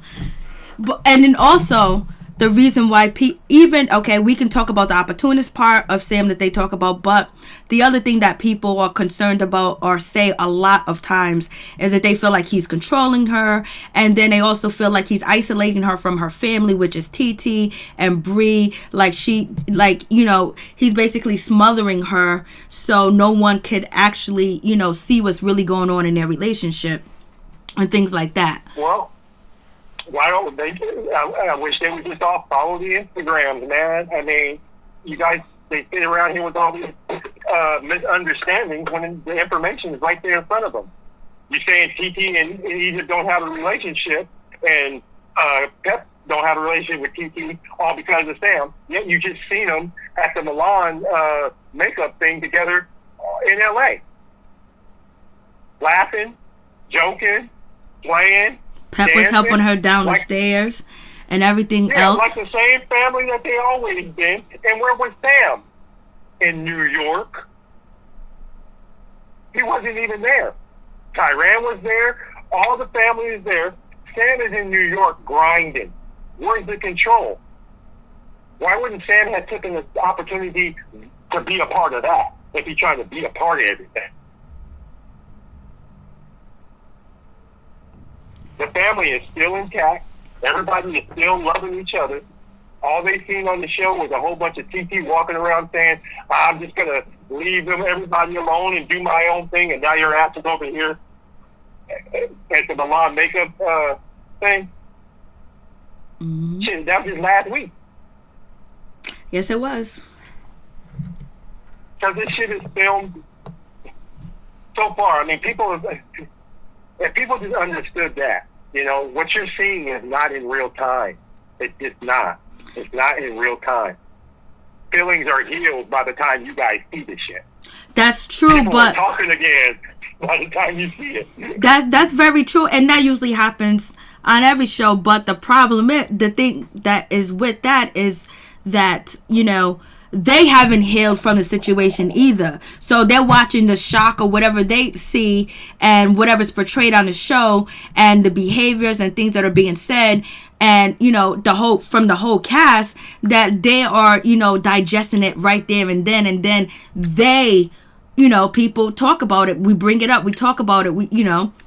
There's posts, there's blogs, there's YouTubers, and then the people that are on the show already moved on, but now we just seeing this now, so people are running to your Instagram, people are running to your Twitter, your YouTube, because we were just digesting the situation and people are feeling a certain type of way, but then the cast members have already moved on and then jumped 50 steps, on. But we're digesting it right now, so we our emotions and our feelings, we're watching it right now, and when people are, sometimes, like when I talked about Game of Thrones, when I talked about, Joffrey, talked about, Tariq, when you can have that type of, people coming at you towards you, and they're just like so into it, and they're like pointing the finger, and they just can't believe it, and it's so real to them, like, it really means that you're doing your job. You're doing your job correctly. Yeah. That's what it means. Because you're actually captivating an audience. Then you're captivating the audience so much where, they're talking about you. They're doing interviews. They're doing, YouTube videos. They're on Twitter. They're on Instagram. They're posting. They're going to your site because you did. Now, what if you didn't bring anything? If you didn't do anything, then nobody would even bother. And if he could see that side of it and not quit the show and try to make a turnaround, a turnaround as far as display who he is and not what people think he is, that'll be good too as well. But he has to do what's best for him. If he wants to quit the show, then quit the show or whatever. But I think people really want to see the story with Egypt and Sam, whether they're going to fail or whether they're going to succeed. Time tells everything. And I think that's the most important thing to people. They want to know what's going to happen. Because, if things were different between Sam and Egypt on the show, Egypt and Sam would be the next, Beyonce and Jay-Z when it comes to just being a power couple. And they're all going to be a power couple because they're working on that. And then they have Pep and they have Tretch. So it opens up the door where people can see that they do have people that are there for them, because it doesn't look like it's that. It looks totally different than what the conversation I'm having with you, the conversation I have with Sam, totally different. And so I think that would help a lot too as well. Well, maybe y'all need to call the show and tell them to start doing a better job at scripting. We have done that before. We have done that before. They got their own agenda, and at the end of the day, their agenda is working. According to what they wanted to do, their agenda is working. Sam was just supposed to be a cameo on this show and come in and say, "Hey, hi, I'm Egypt's boyfriend," and that was that. When they found out this kid had a story, they ran with it. That's why Sam's on there, because they thought the ratings would be skyrocket high with this dude. His personality, who he is, people are going to eat this shit up, and that's exactly what they're doing. They going to drain every bit of suspense out of Sam, because they want the ratings to be where they want them to be. I don't know if they got him in to change the structure, because they don't think they're going to get the same result. Because even after Sam talks to you, I went back and looked at the comments. Everybody still called him a liar. 90% of the people said he's not telling the truth. He's full of shit. That was the people. That was the people that left the comments. But that was probably like maybe 50, 60 comments. But then you got 2,000 people that didn't comment, and that's where you reach. And even the people that comment too as well, they have a perspective too as well. Whether they believe him or not, at least it's out there too as well. And it's meant for the people to take it for what it is, to catch on and get it. And then for the people that doesn't, they still have their mindset, because people still hate Joffrey from Game of Thrones. But it's also good to get your side of the story out, because when things die down, because they will once the show goes off, things change. People change, they move forward, because people are just dissecting what's going on. And then you're going to see what Egypt and Sam are doing, so that's going to help too as well. Well, I hope it gets to that point. I hope Sam reconsiders. I hope he thinks about it a little bit more. And I hope they can come back to him and be open and honest with him enough to make him want to believe in them. That they're going to do what's right, instead of continuing to show him as a piece of shit. You got to believe in the project too. Mm-hmm. Every last one of those people in there can say they believe in Sam, they believe in his music. Jennifer is a big advocate for Sam, but what she let be shown on TV has not been how I think she truly feels about him. Why would you let him destroy him like this when you think that he's the next best big star?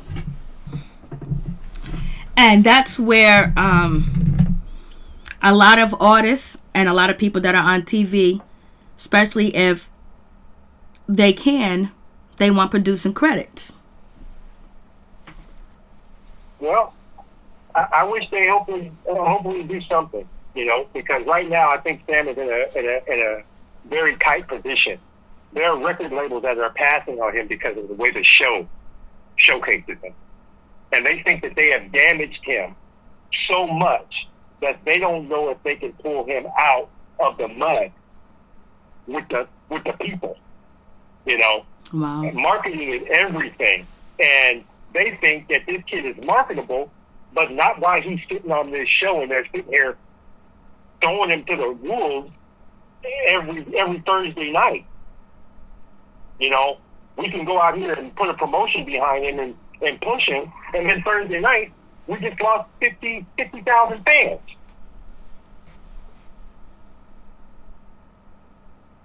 You know, I mean that's a hard situation for anyone to deal with, but it's Sam. It's his deal decline. Do you want to continue with what they're doing and believe in them, or do you want to try to take your chances and try to recreate your appearance and try to do a little damage control and rebrand yourself and come back out at a later date and see if you can be accepted differently? You know, when everybody's forgotten you, you know, go over to the UK for a year. If that's what the people want, that's probably what they might end up with. Sam's got a nice little following in the UK, whether people believe it or not. They've accepted him over there. And this might end up where he ends up going. Is to hide out in the UK, blow up there, and then maybe come back here at some later date. When the people of the United States of America can accept him, you know, as an artist and not a person on the show.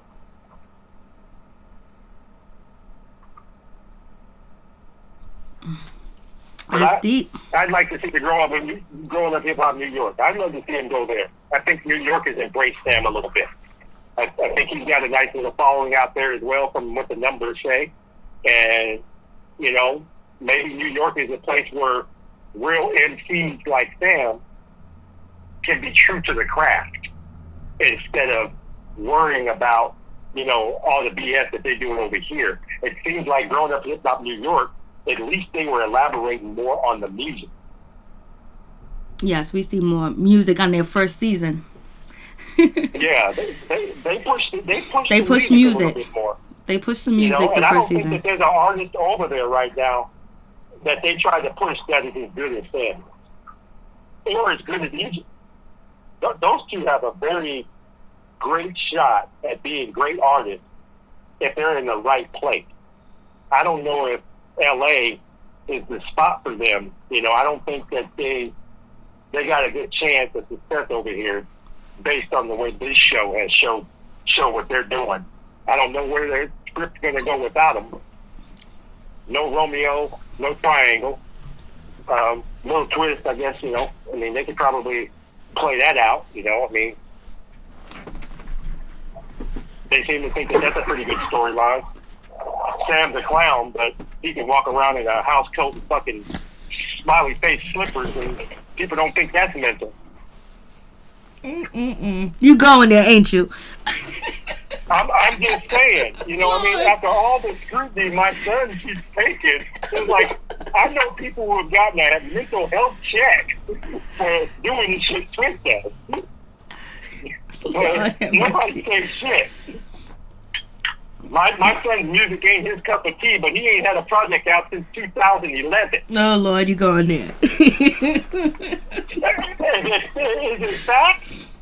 I mean, I see. I don't know if it's facts. I don't know if he got music out or not. I don't know. I see him he's always in the studio on the show. I do my research, man. I mean, I haven't seen a project out on him since 2011.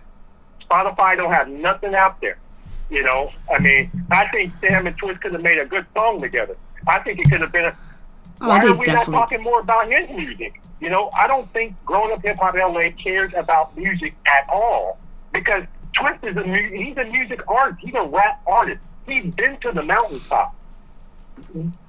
All we can show on this guy is his smiley face slippers and a house coat and a whole bunch of crazy little way he talks. He's got so much more to offer. Why are you not giving that? I don't think LA wants to show music. I think they like the drama more than the music.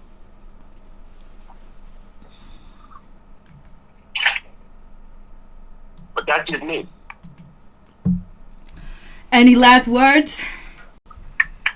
If I had to have any last words, I'd say if you guys want to know about my son, Go listen to the music.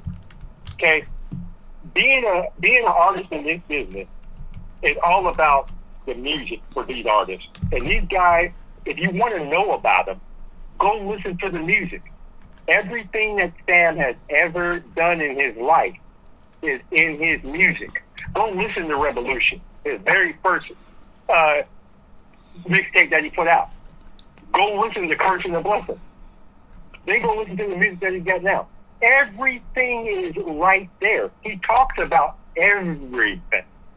You want to know a little bit more about him, and you want to know what's going on after Egypt and the show goes off?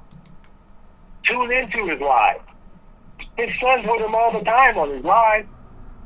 People just don't see it. If you go check out his stuff and you look down and start scrolling down, you can see all of his life right there.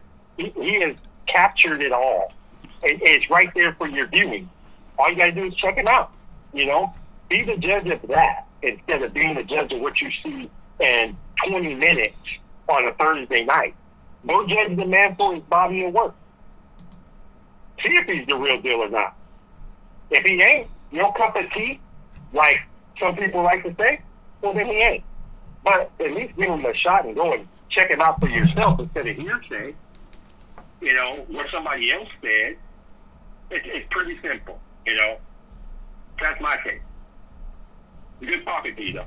Good talking to you, too, as well. I appreciate it, and thank you. I appreciate you coming through and just giving us an insight on the show in the background, so it'll give us more insight when, you know, we talk about Sam. Well, I can tell you this. After Thursday night, you go ahead and call me back anytime you want. After Thursday night, I guarantee you, you're going to want to talk. Okay. And Sam probably ain't going to answer. All right, I will. I definitely will. All right. All right, thank you. All right. Bye-bye. Bye-bye.